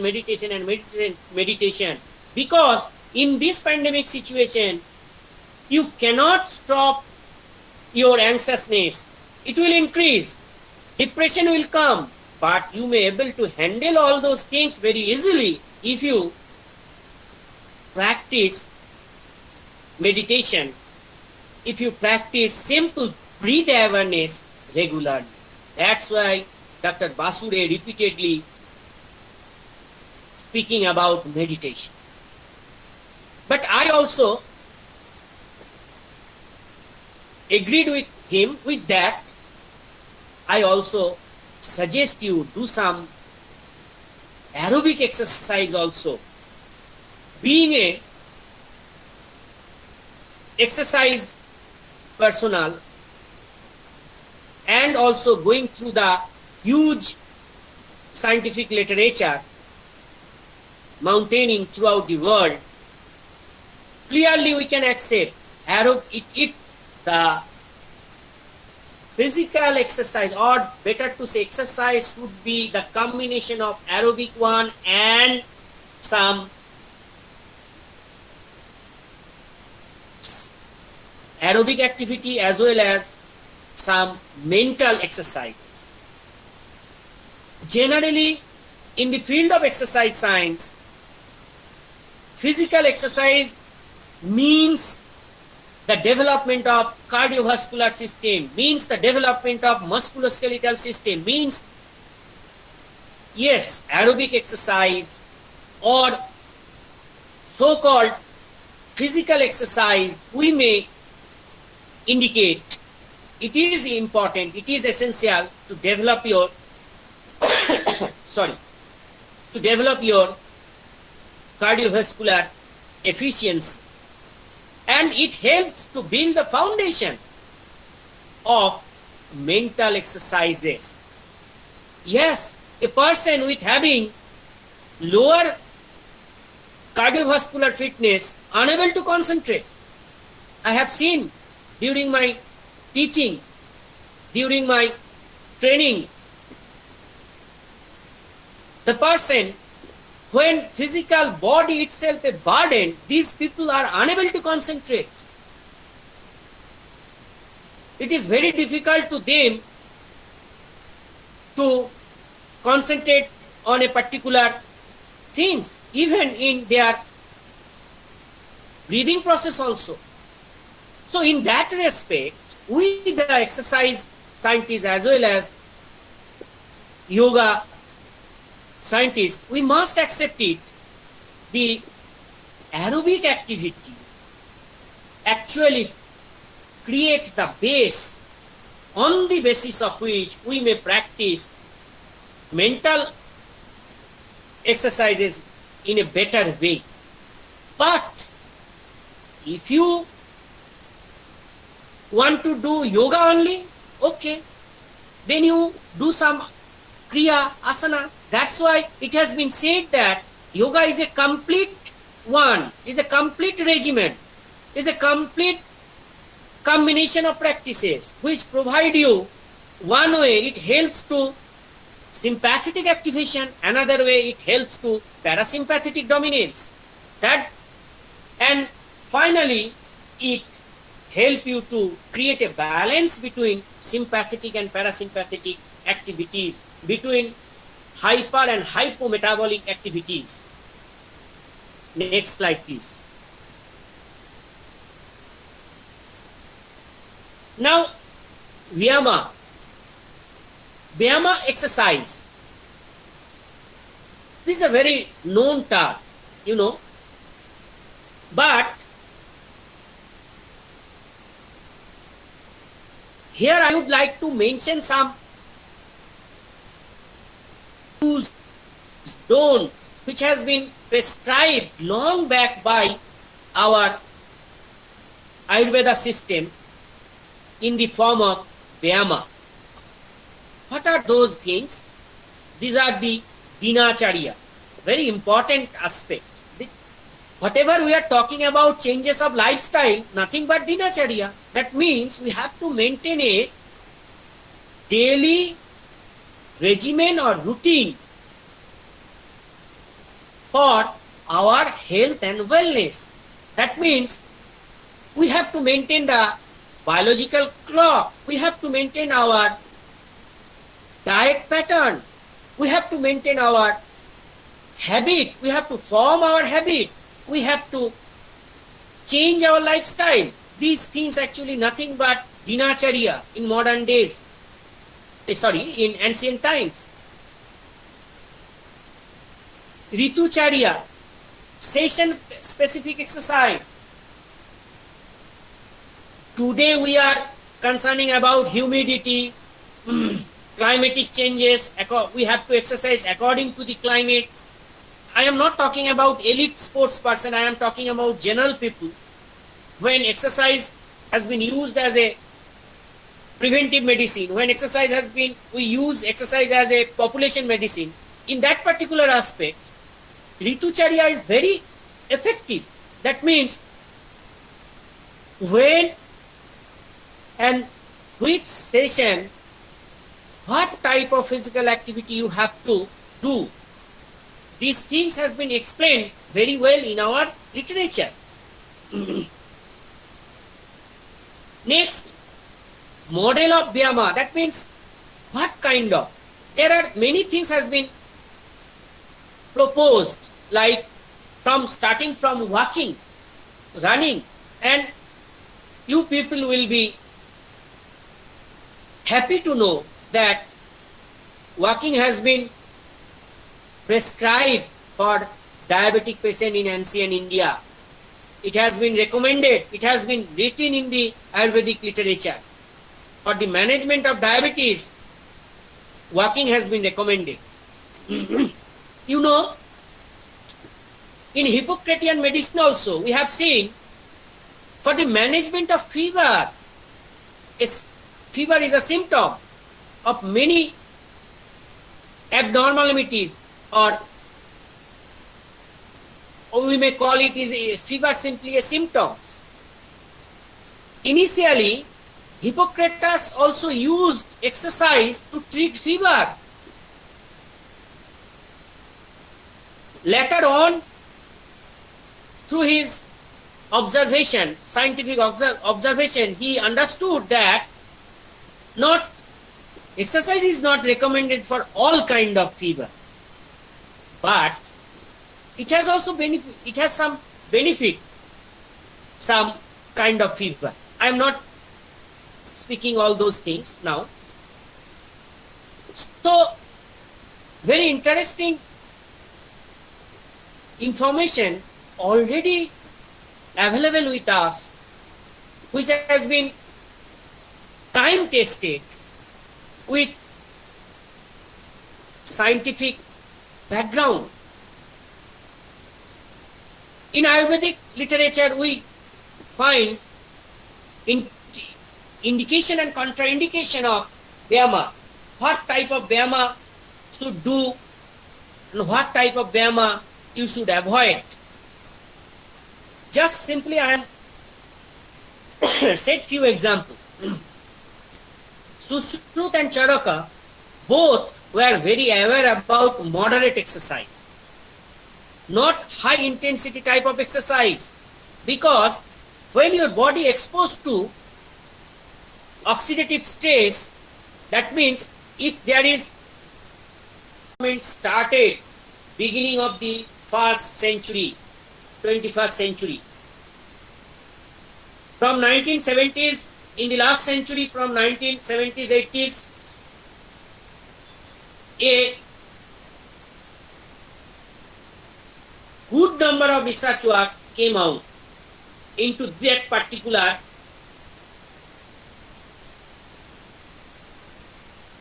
diet.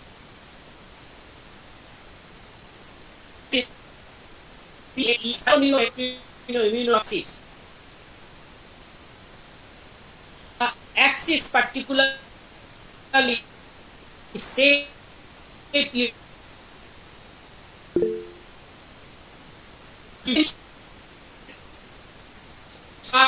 inside the body. It is a more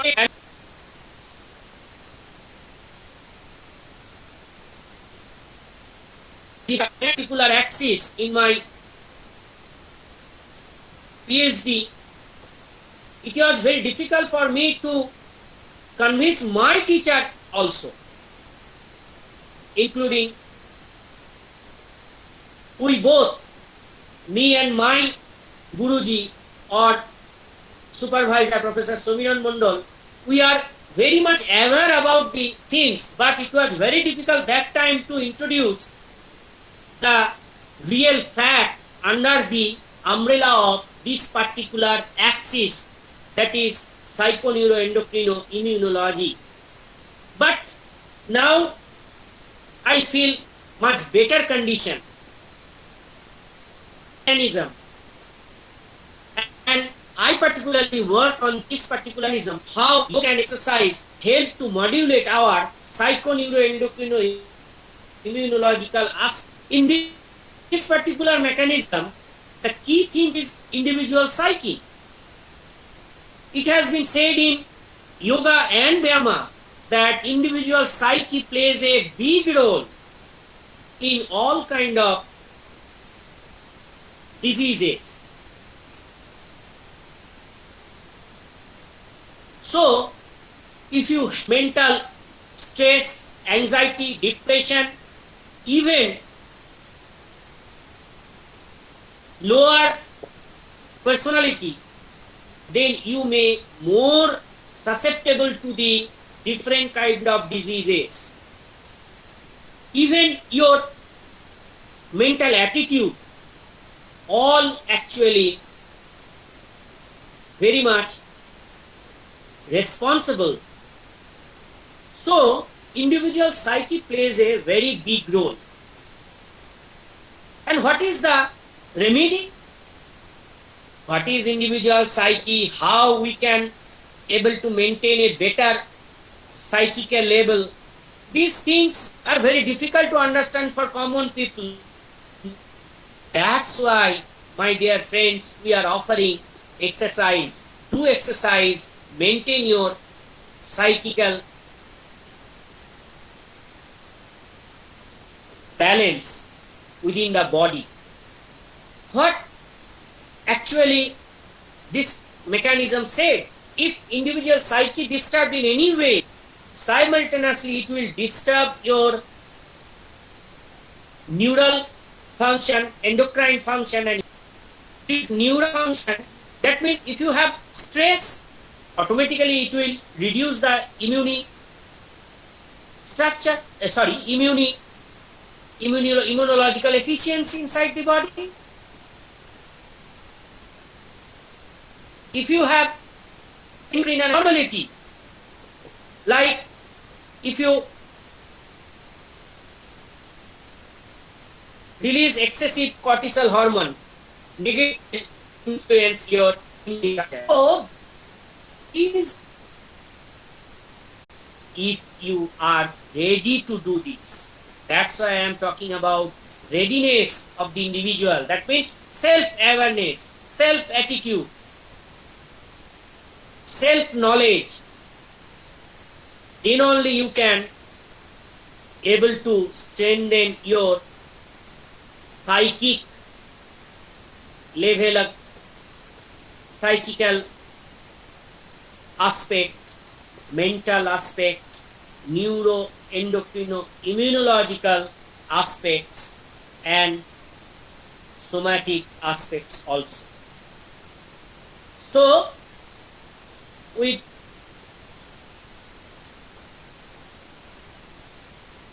I would like to end my speech with this particular message. Yog Vyama may promote positive health and wellness. I hope I may able to clear you all. Now, just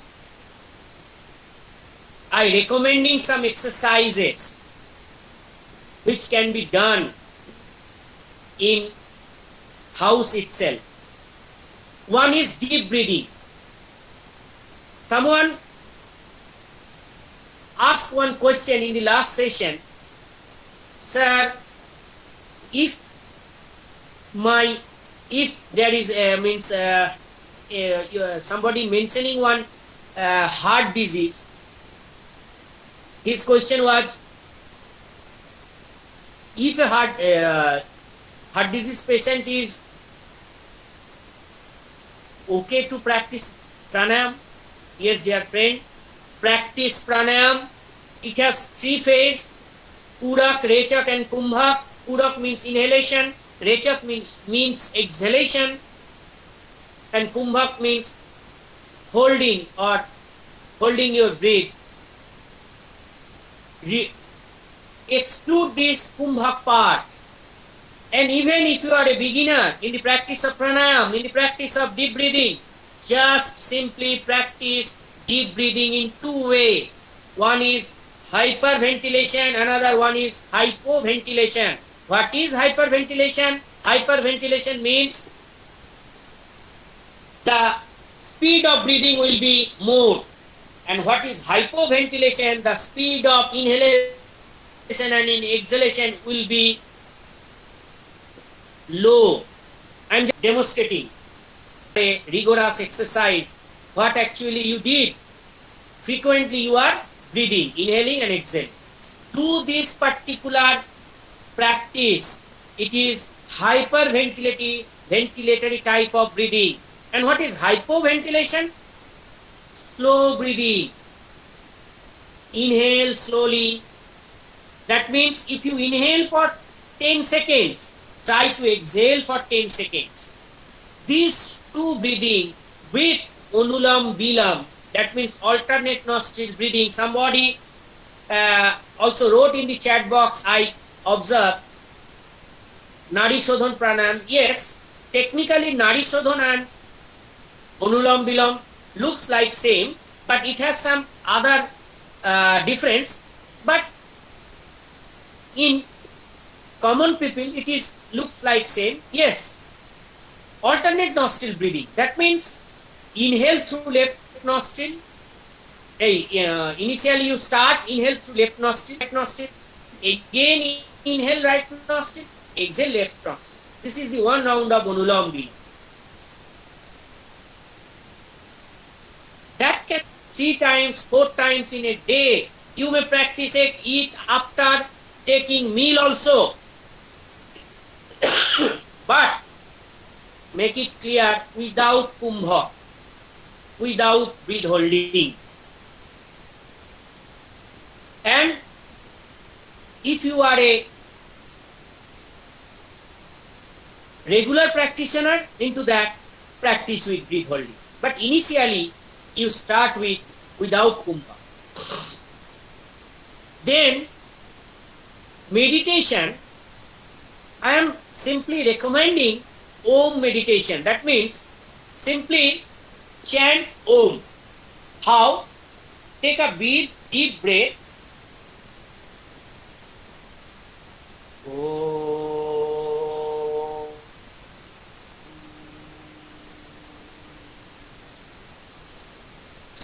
comfortably.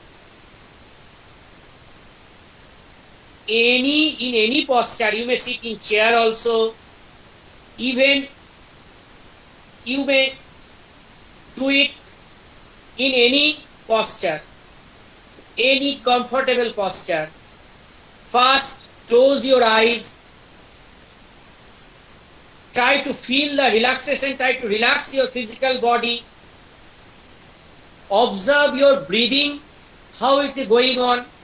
Initially, you will find your breathing is asynchronized in nature. It would be erratic in nature, and sorry. And when you spend some time, you may able to find that your breathing is getting normal. That means you may able to control your breathing the way you want. Then you start deep breathing. What does it mean by deep breathing? It means slowly inhale, slowly exhale. Do it for 10 times, 15 times as per your requirement. When you find that your physical body have relaxed, you may able to relax your mind also, then you start Om chanting for few rounds. Then you keep quiet yourself, again start to observe your breathing, and this will include 20 minutes, I think so, and these 20 minutes will helpful for you every day. That can be practiced anytime, but try to practice with light stomach, not with it means not after the meal, light stomach. And in case of Vyama practice, do some freehand exercise. Start with whole body stretching, then do some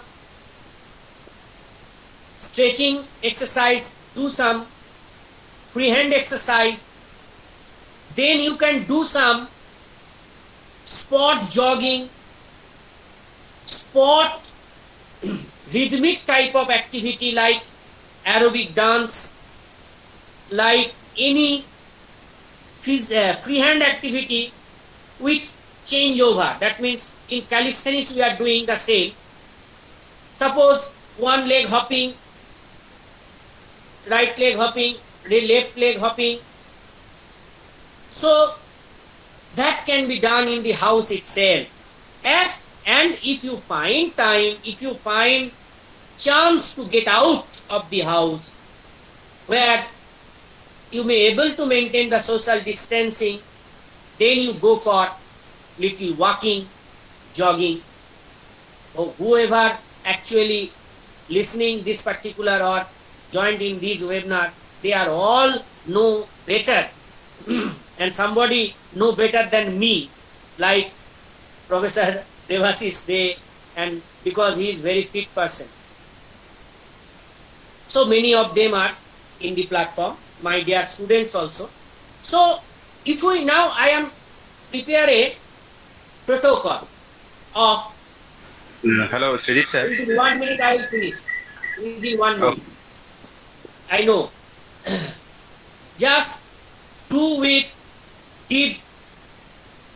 In the morning you get up and start hyperventilatory type of breathing for 10 times.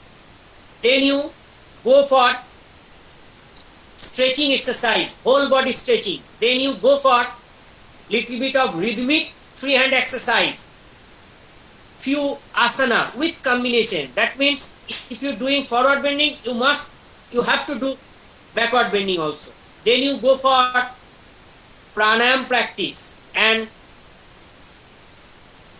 finally you go for 10 to 15 minutes meditation practice. If you maintain this protocol in this pandemic situation, will be much more good. And with this, I end my speech here. Thank you. Host, over to Dr. Madhusudan Harsa.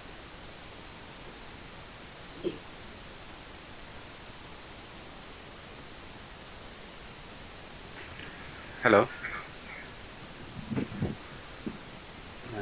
Thank you, Dr. Sridip Chatterjee, sir. It was really a wonderful presentation. Whatever knowledge you have shared with us was very much effective in today's present scenario. I hope that all participants, those who are directly connected with this platform, they will get benefit out of this. So there is a question arise from the side of the participants. So I like to most of the question which have raised by the student, it's already been explained, but there is few which is really important, and I think it will be help. There is one question from Biplab Roy. He asked that, sir, how can we do psychological improve through yoga? So there is one question. Very good question, Mr. Roy. And I want to explain actually what psychology means. Your individual self, nothing more than that. First, you prepare yourself. Mentally, if you prepare, it's okay. Then, specific practices I want to recommend, that is, Vivekananda in Raj Yoga particularly mentioned, thoughts are coming to your mind like a wave of ripples and disappear automatically. What does it mean? It means একটা জলাধারে ঢেউ যেমন ক্রমাগত উৎপন্ন হয়, চিন্তাগুলো আমাদের মাথার মধ্যে ঠিক সেইভাবে আসতে থাকে। So thoughts are coming to your mind like a wave of ripples and disappear automatically. এবং অটোমেটিক্যালি সেই চিন্তাগুলো কোথায় হারিয়ে যায়। The very first technique is that you have to sit quietly, you have to relax your physical body, then you have to observe your breathing, then you try to observe your thought process. But at that time, don't force your mind to do anything. If you force your mind to do anything, the situation will arise. You may feel irritation, and you say meditation has no work. Meditation is not working. I feel irritated. But things is not like that. Just observe your thought process. Ignore the evil thoughts. That means you have to ignore the negative thoughts. You have to inculcate, you have to bring the positive thoughts. And how it can be possible? It can be possible only the practice. Start with the deep breathing, do some Om chanting, and day by day you will find that, and I am telling you the truth, when we people conducting small workshop of 3 days, 7 days, 15 days, within 3 days, in the end, with people actually giving their feedback that we feel now better and we are able to concentrate much easier. Are we able to concentrate quite easily than initial day? So this is the beauty.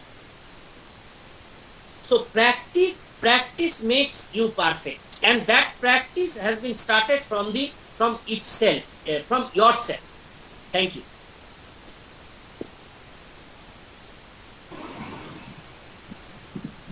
Thank you, sir, for your nice explanation. Now there is another question from YouTube platform. We are streaming our program in YouTube, so from there also we get one question from Dr. Biman Mitro. Sir, is there any implementation of Ayurveda in COVID-19 treatment? So this is his question. Dear friend, I am not a Ayurveda doctor first of all, but whatever information I have, there are many process, there are many process which can modulate your immune system, but there is no exact till now identified. So till now identified. So respect what Ayurveda actually tells us. Ayurveda nothing. It tells you about the lifestyle.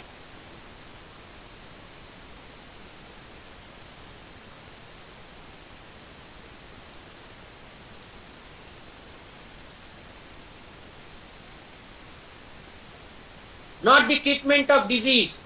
Latter stage, it has been recommended when these Ayurveda Acharya disease will come, we cannot stop all kind of disease.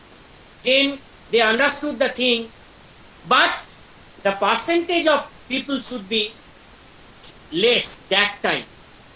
So prevention approach is better than the cure. It has been said. What face nowadays, it may be in communicable, it may be in non-communicable nature. Whatever may be the type of disease, it is actually increased nowadays due to environmental degradation, biodiversity degradation, due to societal structure, due to modern amenities, due to Ayurveda is actually concerning about all those things, my dear friend. It is concerning about pollution, it was concerning about prevention of health, it was also recommending things which may promote fitness, and Vyama of them was one. So I am not an Ayurveda doctor, I don't know about the medicinal aspect, but I can, whatever information I have, on the basis of that scientific information, I can say, yes, there are certain herbs, Indian herbs, which has very good effect in the human body, and that actually discussed under the umbrella of modern nutrition. Whatever explained in Ayurveda regarding Indian herbs, it has been now explaining the science of diet and nutrition. So if you adopt the diet pattern, if you adopt the lifestyle pattern, if you adopt the dinacharya, daily practices of Ayurveda, automatically it will help. And particularly in COVID-19 situation, there are certain methods like herbal tea, karas, these things are actually recommending, but dear friends, it is recommending as daily routine, not as treatment. Like exercise, we people, exercise scientists recommending exercises. There are certain research. In Ayurveda also there are certain research.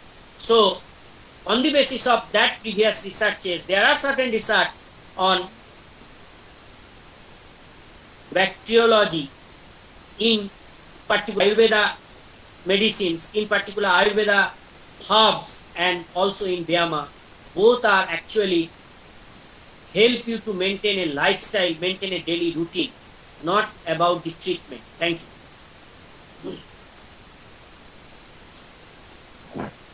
Thank you, Dr. Sridip Chatterjee sir. Actually, in our chat box, we are having a lot of questions, but as we are running short by our time, running late, Yes. so I think whatever question you have, you just directly mail to me. I will forward this to Dr. Sridip Chatterjee. Mail is already given in the brochure. My mail ID is already given over there, and I am very much like to say that in our profession, Dr. Sridip Chatterjee is very much active. Whatever queries you have, you just forward to me, and I think he will very quickly reply to you. So don't hesitate, feel free to ask whatever question you have, and you just mail to me. Thank you, Dr. Sridip Chatterjee, for your very nice presentation. I think all the participants are will be very much benefited out of this. Now we will proceed towards our next speaker. Thank you. Thank you, sir. We will proceed to our next speaker, Dr. Mr. Prothikrit Mukhopadhyay, Bandopadhyay. Bandyopadhyay Dr. it is Prothikrit Bandyopadhyay Mukhopadhyay. Yes, he is there. So yes before going to his lecture directly, I will go to introduce him. Just wait for a minute.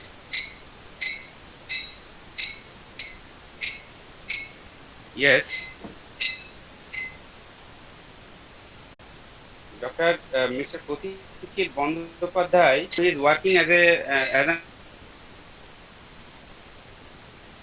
physical education, and is pursuing his PhD in nanomedicine and its application in cancer stem cell from Department of Biochemistry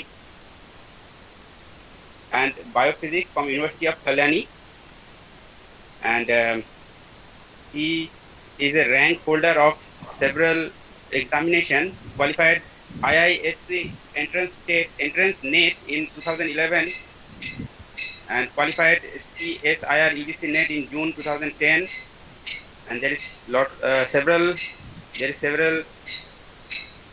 examination he already has passed. In working experience, presently he is working as I told that he is working in a Kalyani University. He is a work nanotechnology division of Bethesda Medical Center, Texas, USA.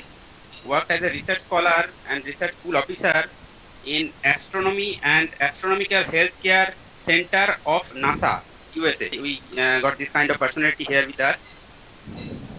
I would like to directly request our organizer to please upload the slide for the benefit of the students.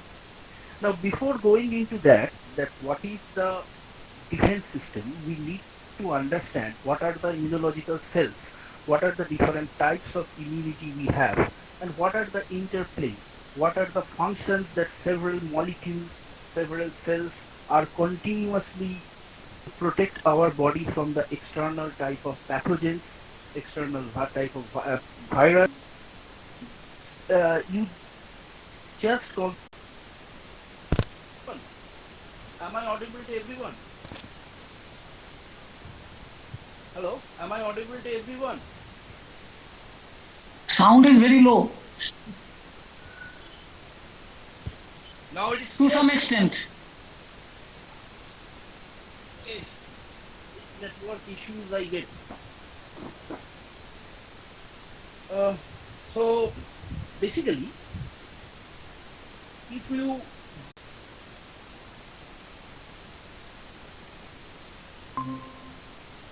which is called hematopoietic stem cell. This hematopoietic stem cell actually give rise to two type of lineage of cells. Number one, lymphoid type of progenitor cells, and number two, myeloid type of progenitor cells. This lymphoid type of progenitor cells, they again differentiated into B cell, into natural killer cell, into T cell. What is the B cell? B cell, the name originates because the B cell was first identified in a lymphoid organ of bird, which is particular Latin name known as Bursa fibrosa, and thereafter the nomenclature was called like as B cell from that particular time. This B cell again has two different type of substance, two different type of subtypes. One is memory B cell, and second is antibody producing B cell, or what is called as plasma cell. What are the antibody? Antibody are those molecules which are responsible for killing of external pathogen, killing of virus, killing of bacteria in a specific manner. Say for example, whenever a virus or particular bacteria is invaded inside the human system, then a particular type of immunoglobulin, which is called as antibody, which is producing from the plasma B cell, directly captured and get that particular bacteria or virus. Like this immunoglobulin or antibody is very much important for us in two aspects. Why? Because whenever a newborn baby is born, the first form of immunity, the first onset of immunity inside his or her body directly comes from his or her mother by the process of generation of immunoglobulin G. Again, when the baby is come out, that means after the birth, after moving out from the uterus, when it's come out in the earth, in the environment, then the first milk which is coming from the mother is containing a rich source of immunoglobulin A. And these immunoglobulins, these are very much important molecules. Not only it strengthens the immune system of human body, but also simultaneously it it's responsible for destroying of invading microbes, invading pathogens which are present, which are coming from the external sources, external surface inside the human body. As you can see, there are different type of T cells. One is memory T cell, one is cytotoxic T cell, and another one is helper T cell. What is cytotoxic T cell? The term cytotoxicity means, cyto means cytoplasm of a cell, and toxic means created a toxic environment. These cytotoxic T cells, when just captured a virus or bacteria or pathogen, they induce or release some chemical which called chemokines or lymphokines, and these chemicals actually induces toxicity of that particular virus, bacteria or invading pathogens.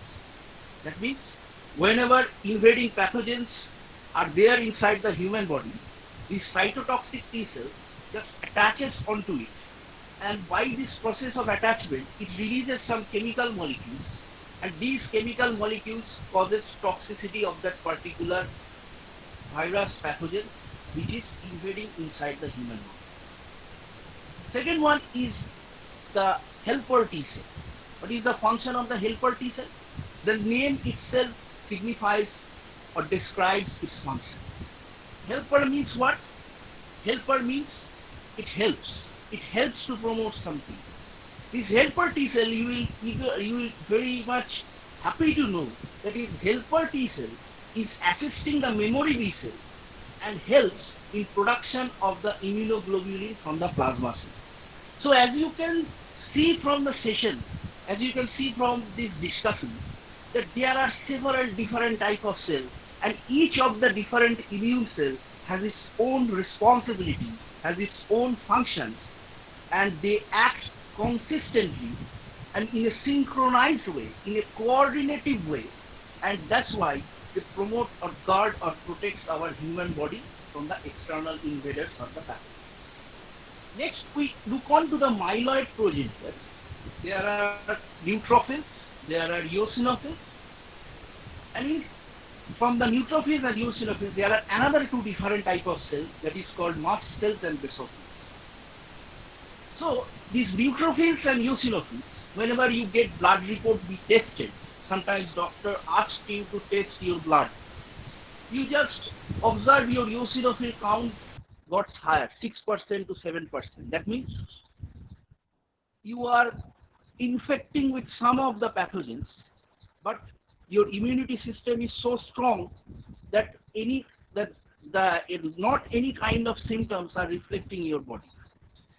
Just say, for example, Dr. Basura has mentioned the asymptomatic patient. In nowadays, the National Institute of Health USA, they promote a simple type of blood test along with the rapid antigen test or whatever the test protocols are going on for COVID detection. The eosinophil count and the neutrophil eosinophil ratio, that means the number of neutrophil and the eosinophil inside the human body, is highly increased at the period of 9th to 10th day of infection. That is why the quarantine concept of 14 days, why the quarantine concept of 14 days is implemented in COVID-19, because these 9 to 10 days, they observe the blood profile, they observe the blood cell count, and once this blood cell count regain back to the normal position, along with the COVID-19 antigen or antibody, whatever the messenger RNA, which is the detective molecule, they get released. This neutrophil, eosinophil, they also have a certain functions.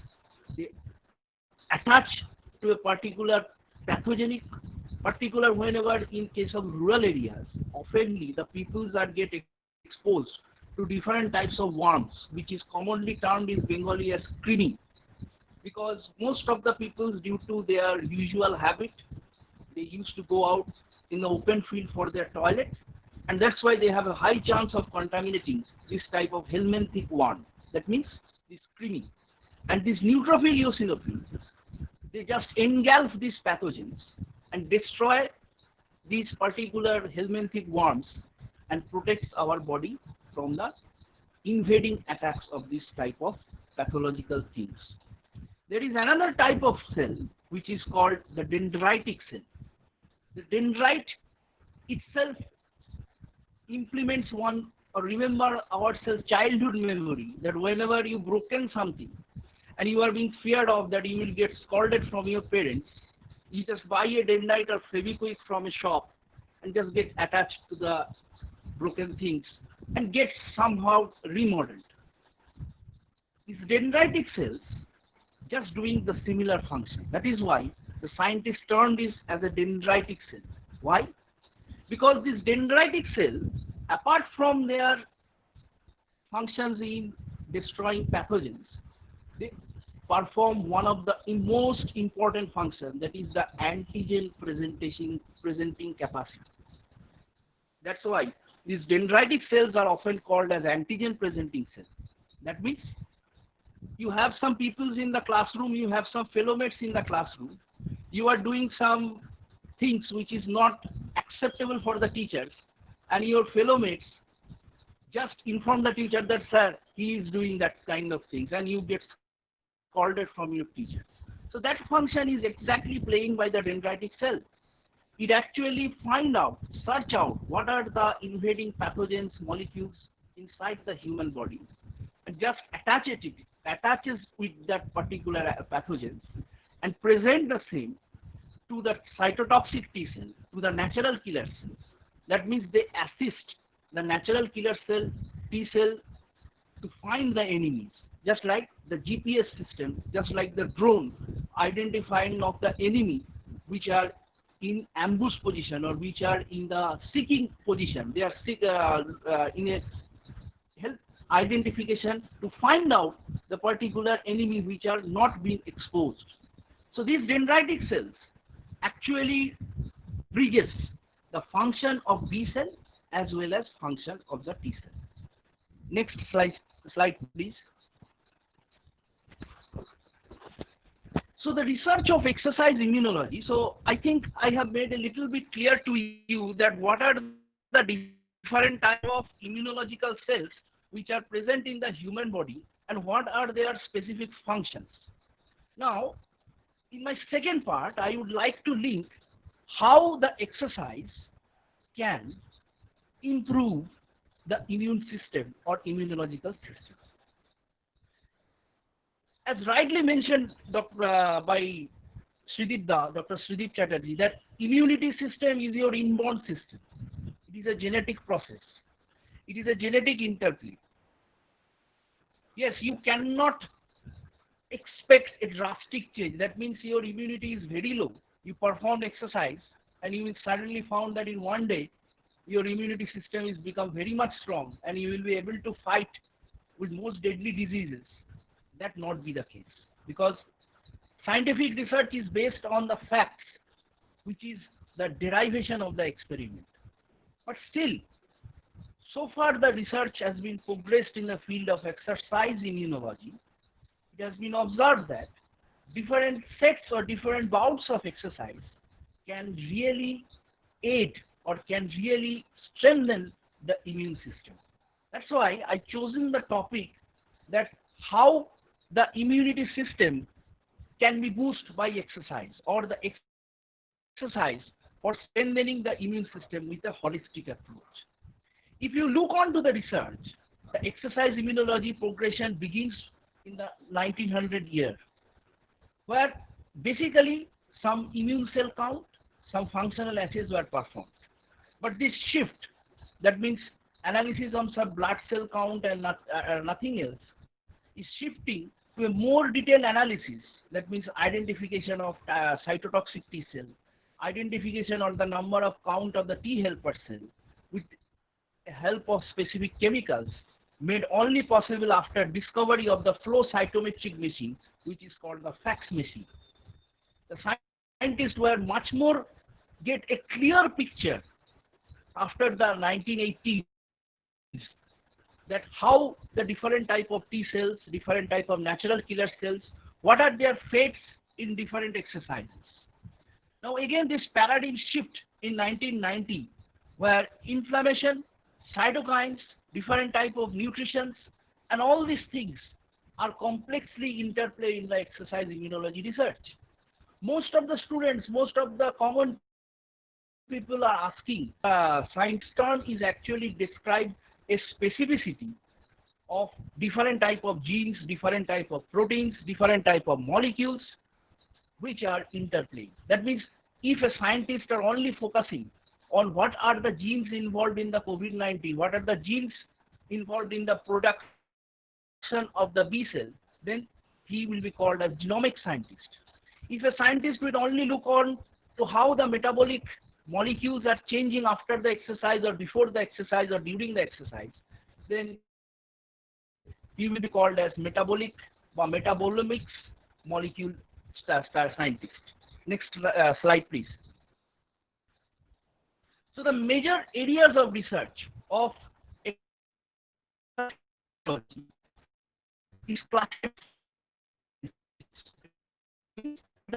acute and chronic changes. Acute means immediate effect, and chronic means the transient effect. That means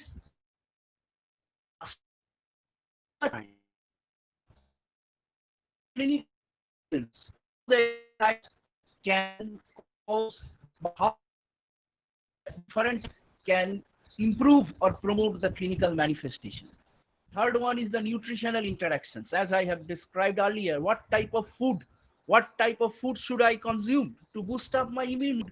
Should I avoid that to get my immune system be weakened? As rightly explained that the neuropsychological parameters, some kinds of foods are always there, which increase your stress level by releasing the cortisol and other stress hormone. And once the stress hormone gets released your body, automatically your immune system gets weaker. Just like there is a post-COVID syndrome, the patient who are having cured after COVID-19, cured from COVID-19, whenever they come to home, they face a mental depression, a mental tiredness. Why? Due to release of this stress hormone, due to release of this cortisol, and that's why it causes a degradation of their mental health also. And last is the immune senescence. That means, yes, you cannot expect change in your immune system, but what you can expect, you expect that by improving your immunity, by doing regular exercise, promoting or aiding your immune system, your senescence, that means your aging process can be delayed. Just like Professor Basura has mentioned previously in the morning, that 12 years of less age. Why? Because you are performing, you are boosting your immunity system, and you are promoting your senescence, what is in you can onset senescence in your body by promoting or boosting up your immunity system by doing some kind of regular exercise. Now in the next section, I will explain you the research areas of exercise immunology on 3 key questions. These 3 key questions will able to explore you that how the different set of exercise can boost up your immune system. Or second one is what different type of exercise should you use to boost up your immunity. And also I would like to show you that what are the common misconception was there in the earlier research about exercise and immune system. Next slide, please.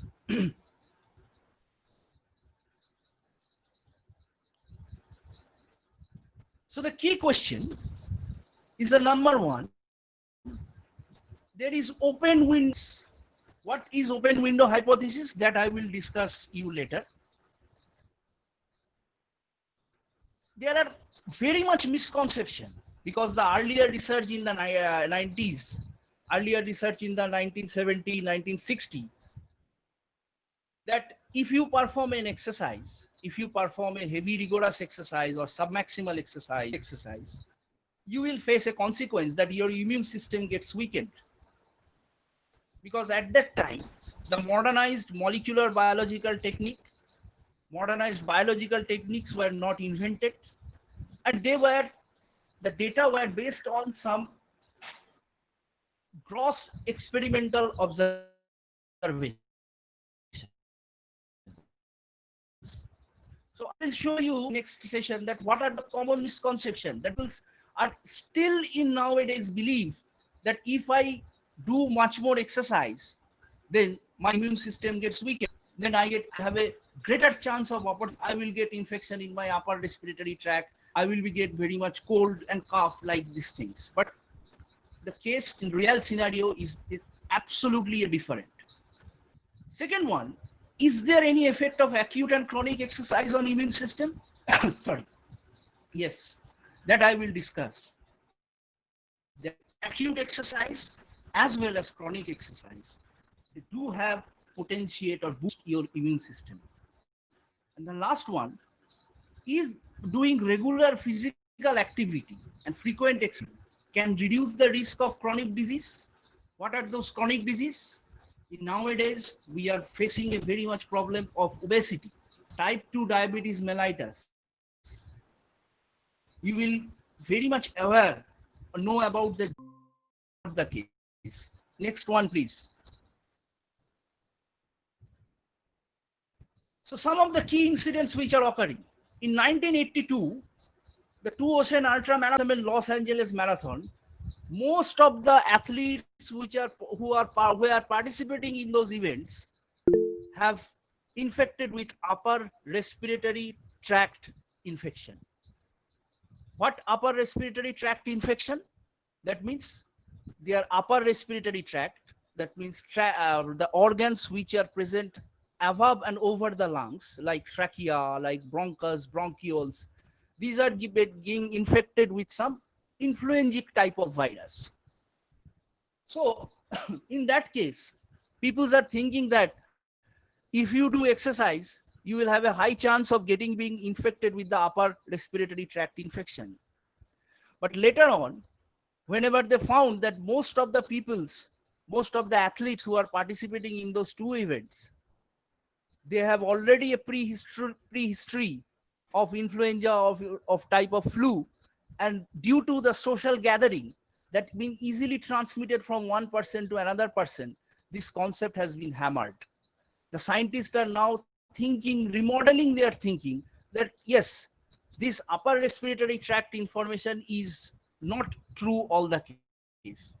In the right side of my slide, you will see a J-shaped curve model.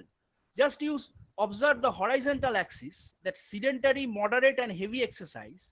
That means as exercise intensity increases, the upper respiratory tract or the risk of upper respiratory tract inflammation is also increases over the time.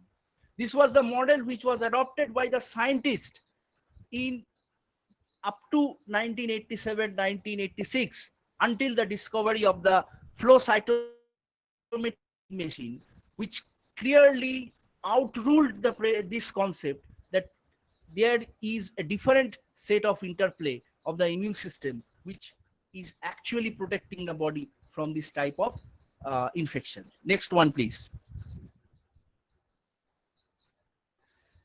Again, salivary immunoglobulin is a key molecule.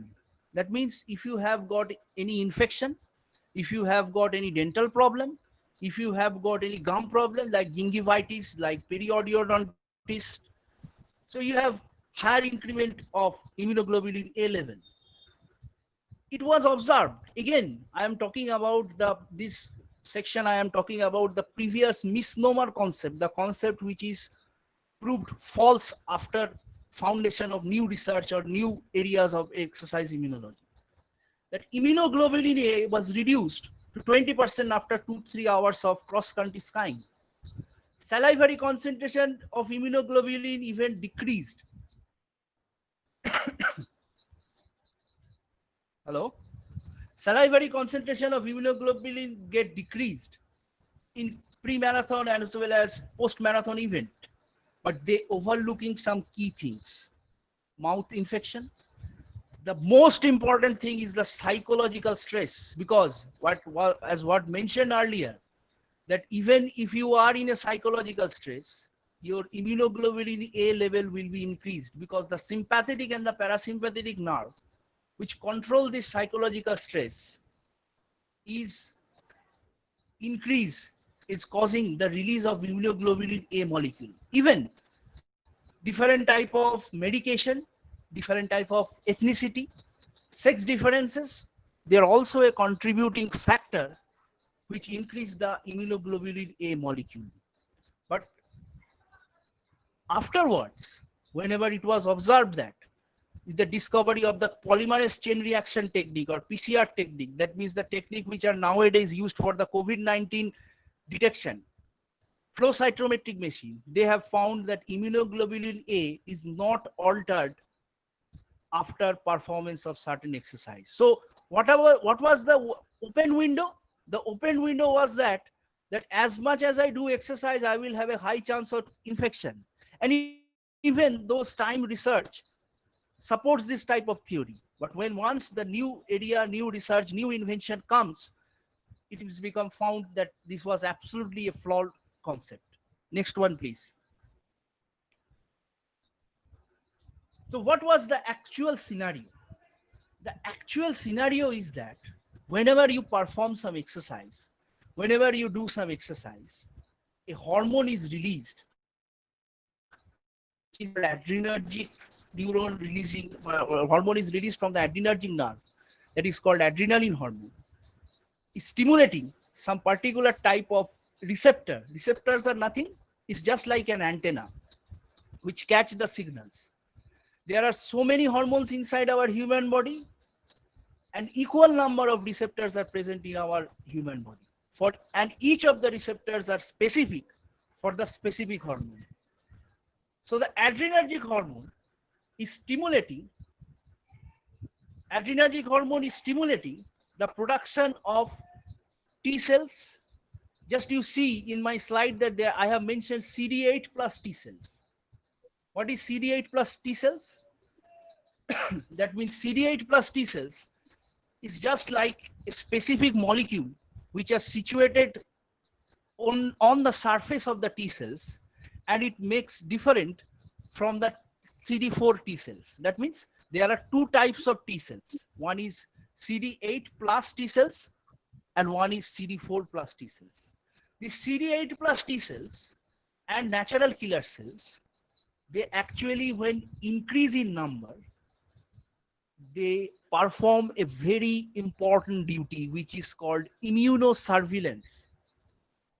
What is immunosurveillance? The immunosurveillance is the increase in number of antibody, increase in number of blood cells, increase in number of T cells, increase in number of plasma cells, which ultimately protects the human system from the external invaders. So the beneficial effects, whenever the concentration of these cellular numbers or the concentration of the cells, natural killer cells, cytotoxic cells, are increased in the peripheral tissue. Peripheral tissue means what? Your skin, your nail bed, your finger toe, your tip toe. These are the peripheral tissues. So whenever, and these peripheral tissues are because these are exposed, the main route of entry are these peripheral tissues. That means most of the invading or trespassing occurs through the border area. So these peripheral tissues are the border areas of the human body. and by performing regular basics of regular exercise, immune surveillance phenomenon is promoted. And this promotion of immune surveillance or immunosurveillance is actually guarding your border area and stop the trespassing of pathogen, bacteria and virus which can cause harm for your body. Next one, please. So this is another key question, that whether the effect of acute and chronic exercise on immune system, is there any effect at all? Next slide, please.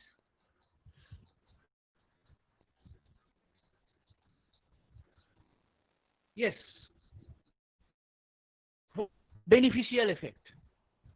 The beneficial effect is what? Enhancement of immunosurveillance with acute exercise bouts. If you perform moderate to vigorous exercise, which is lasting less than of 60 minutes,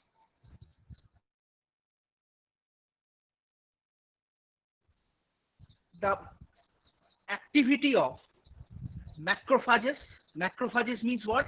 The dendritic cell, the mast cell, the basophil cells, these are collectively called as macrophages, and from basophil cells, from mast cells and dendritic cells, another different lineage or type of cells are produced. They are also classified in the form of macrophage cells. What happened in case of moderate to vigorous exercise, which are lasting less than of 60 minutes? The answer is increase in number of CD8 plus cells, increase in number of natural killer cells, and these CD8 plus T cell, which is also oftenly called as cytotoxic T cells and natural killer cells, the number of these cells are increasing in the peripheral tissues, which are also called the border area of your body. That means the area where you have a high chance of being infected. By performing or doing exercise regularly, you are just increasing your soldier number to your border area and protect your body from the external invaders. There is also an evidence that over the time, the immune surveillance phenomenon is promoting another important beneficial effects in the human body. It reduces the inflammation. Hello, am I audible to everybody? Yes, yes. Audible. You are audible, sir. Please continue.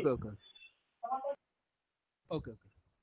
So it was observed that this immunosurveillance actually causing lowering the inflammation process. What is the inflammation? In several kind of disease, in several types of disease, when you get being infected, the immune system cells are consistently responsible for destruction of these particular pathogens, particular bacteria. And by the process of self-destruction, the cytoplasm, the cellular compartments, that means the destructed or distorted part of the invaders, pathogens, are collectively accumulated inside your body, and your skin become red. You have a swelling. This process is called the inflammation. This is normal because whenever you are exposing to infection, whenever you get mildly wounded, inflammation is okay. But in several kinds of disease, like diabetes, like obesity, some internal inflammation is very, very much dangerous. Why dangerous?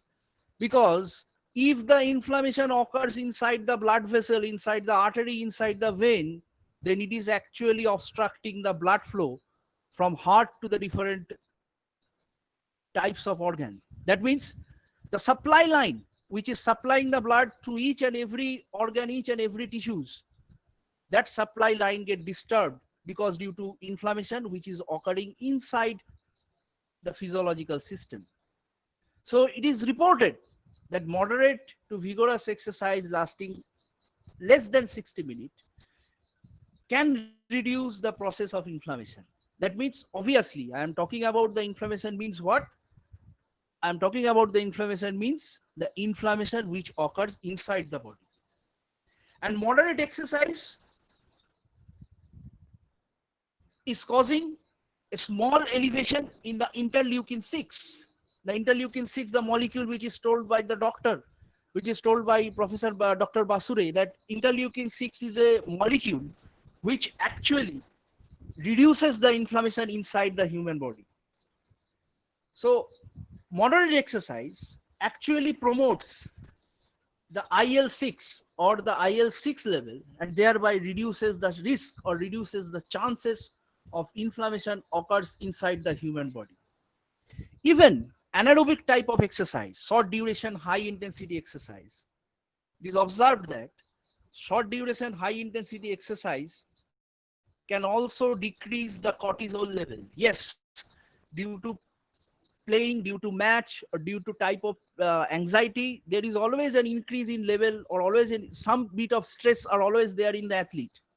But if a person perform regular exercise, the level of increment of the stress hormone is very, very much low compared to those who are spending inactive lifestyle, who are not physically fit.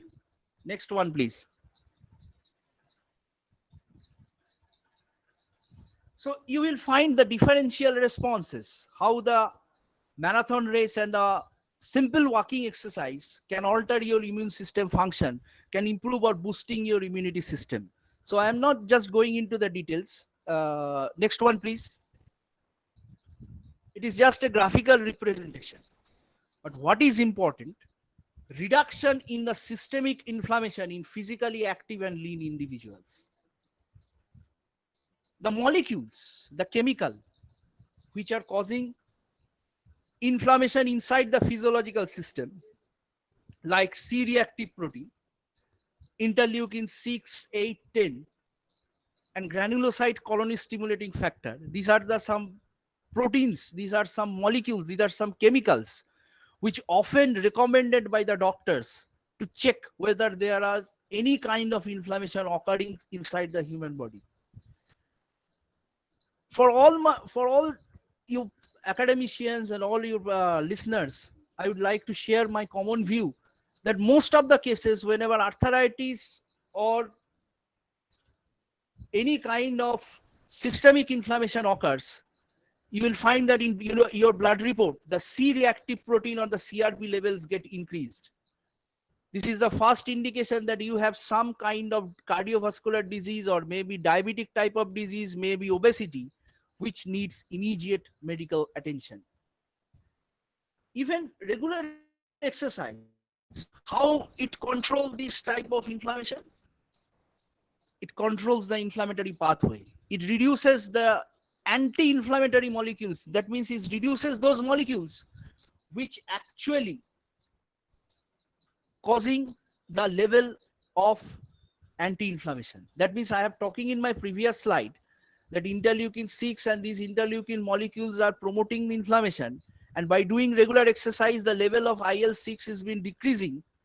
So the chemical or the molecule which promoting the process of inflammation, exercise can decrease the level of this molecule and to some extent boost your immunity by hampering or causing a hindrance in the process of inflammation. Obviously, in case of muscle, these chemicals are called as myokines. It increases the tissue oxygenation. That means the number of available amount of oxygen molecule or the concentration of the oxygen molecule increased. An enhancement of the innate immune response. That means the innate immune means what?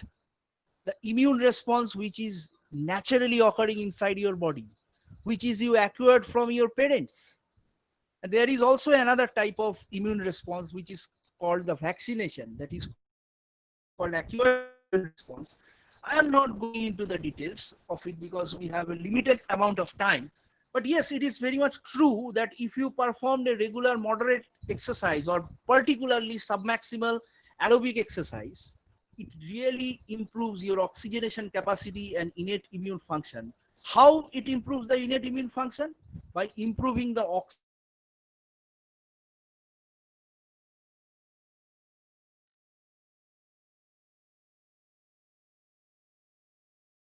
You consuming these so bad increment of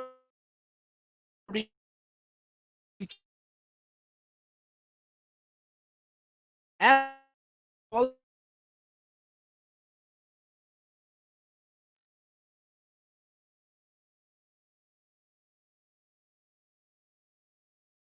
as concentration of the oxylipin molecule get reduced inside your body. That means what? You have lesser chance of having anti-inflammation, having inflammation, beg your pardon, of having inflammation, type of chronic disease. Next one, please.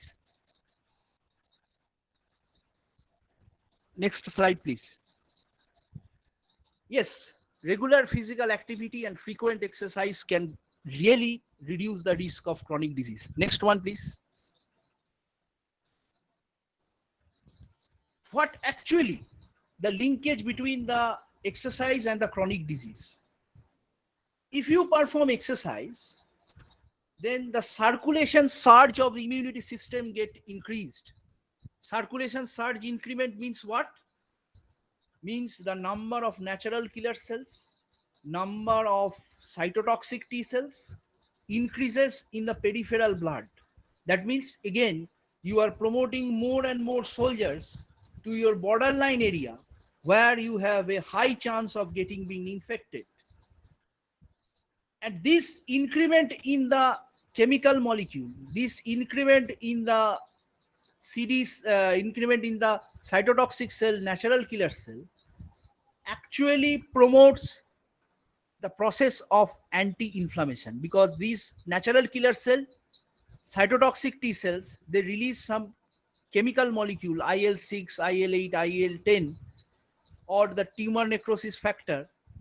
They actually promote the process of, or they release the anti-inflammatory molecules which reduce the process of inflammation.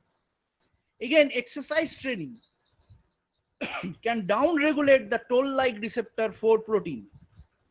Toll-like receptor 4 is a hallmark or the biomarker of the protein which is found in insulin resistance disease, in type 2 diabetes mellitus, and also found in the foam cell formation during atherosclerosis. What is foam cell?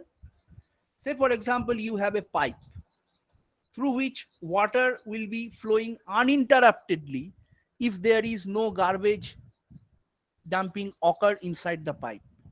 But whenever you are consuming excess amount of fat, you overeat, but you are not exercise, you are not burning it, then this excess amount of fat in the form of lipoproteins and oxylipins, what I have mentioned earlier, and also with the toll-like receptor, they construct a cell which is called the foam cell, and this foam cell causing a plug or garbage inside the blood vessel, and blood flow will be obstructed. And once the blood flow get obstructed, the onset of several diseases like myocardial ischemia, like cardiovascular disorders are occurring. So another one, exercise is also causing an immunomodulation. That means modulating an immune system. How? By increasing number of cytotoxic T cell,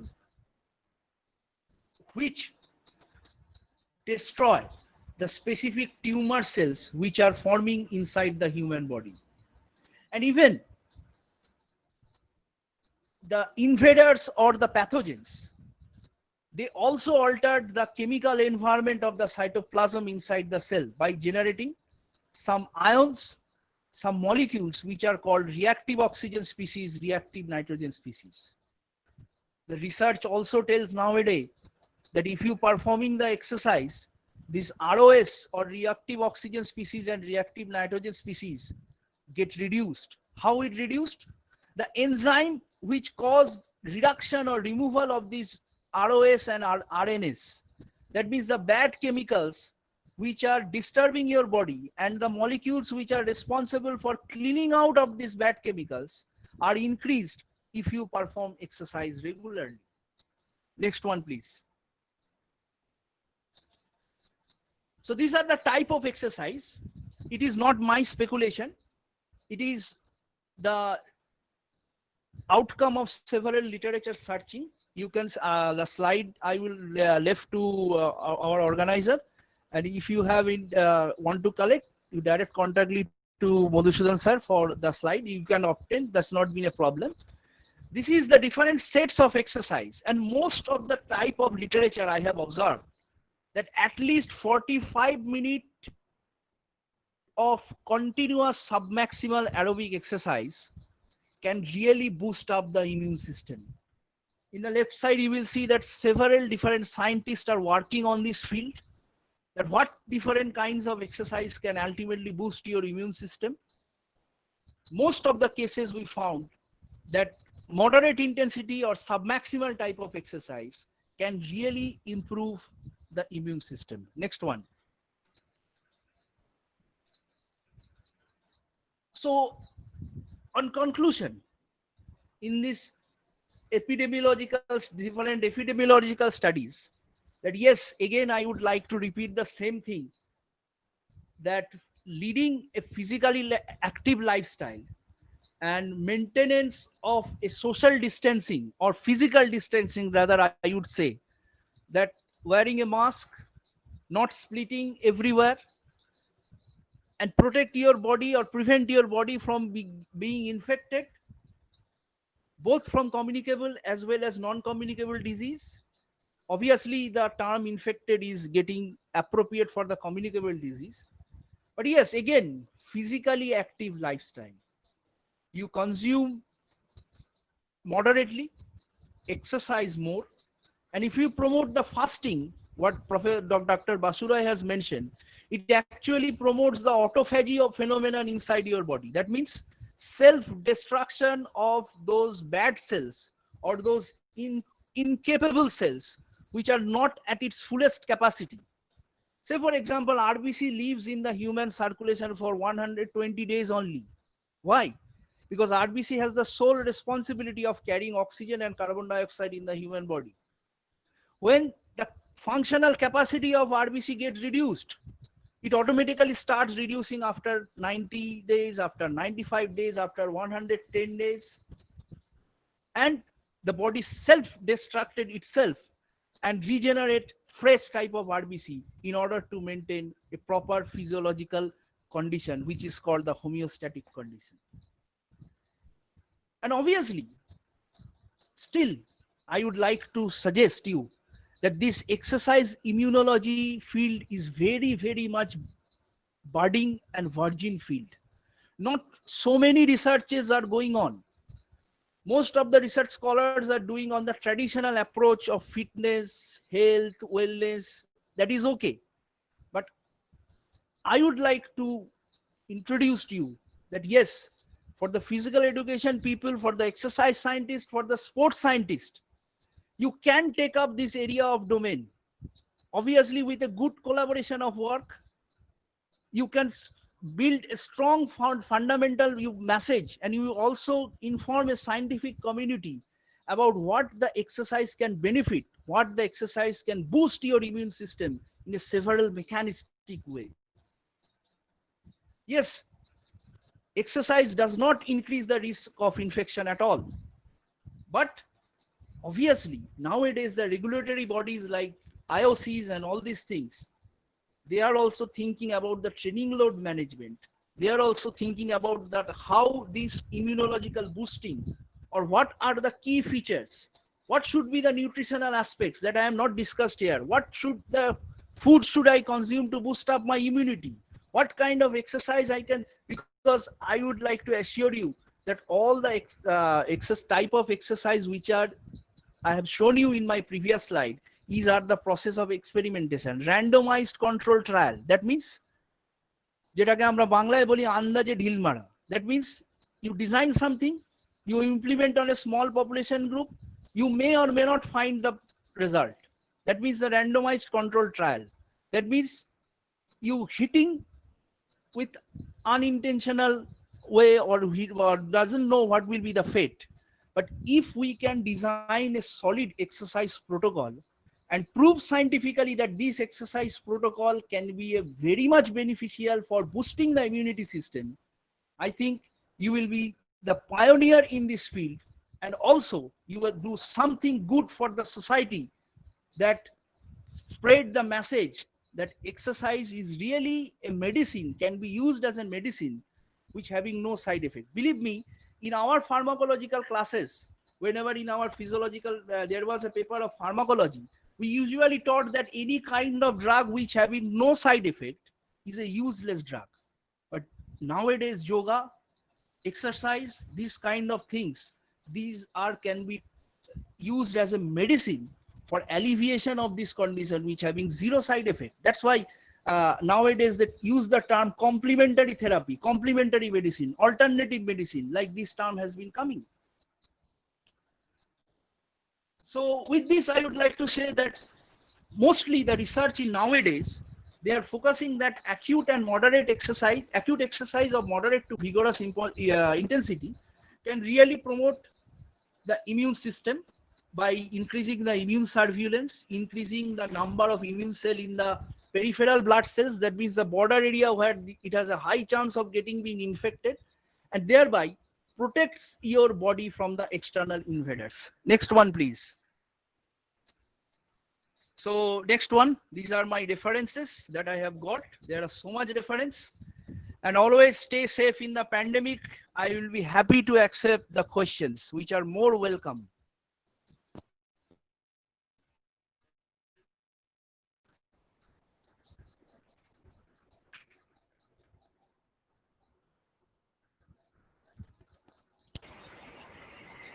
Hello. Hello. Very nice presentation, sir. Thank you very much. It's an honor to have share my knowledge with you. Thanks to the organizer also. Mr. Pothikrit Bandyopadhyay had already explained the importance of exercise in relation with the immune system, whatever we are facing right now. So exercise become very important nowadays to get you powerful, to make you powerful, to protect the coronavirus, which is very much infectious. The immune system, he spoke thoroughly. He covered a very big area from the cellular level, from the tissue level, and from the molecule level. All the area he has already covered. As I am find over here, there is no such question from another platform from YouTube, and same time from the chat box of Google Meet. There is no such question we are getting. So thank you, sir. Thank you, Pothikrit Bandyopadhyay, sir, for your very valuable speech. So this is the three lecture we have completed today.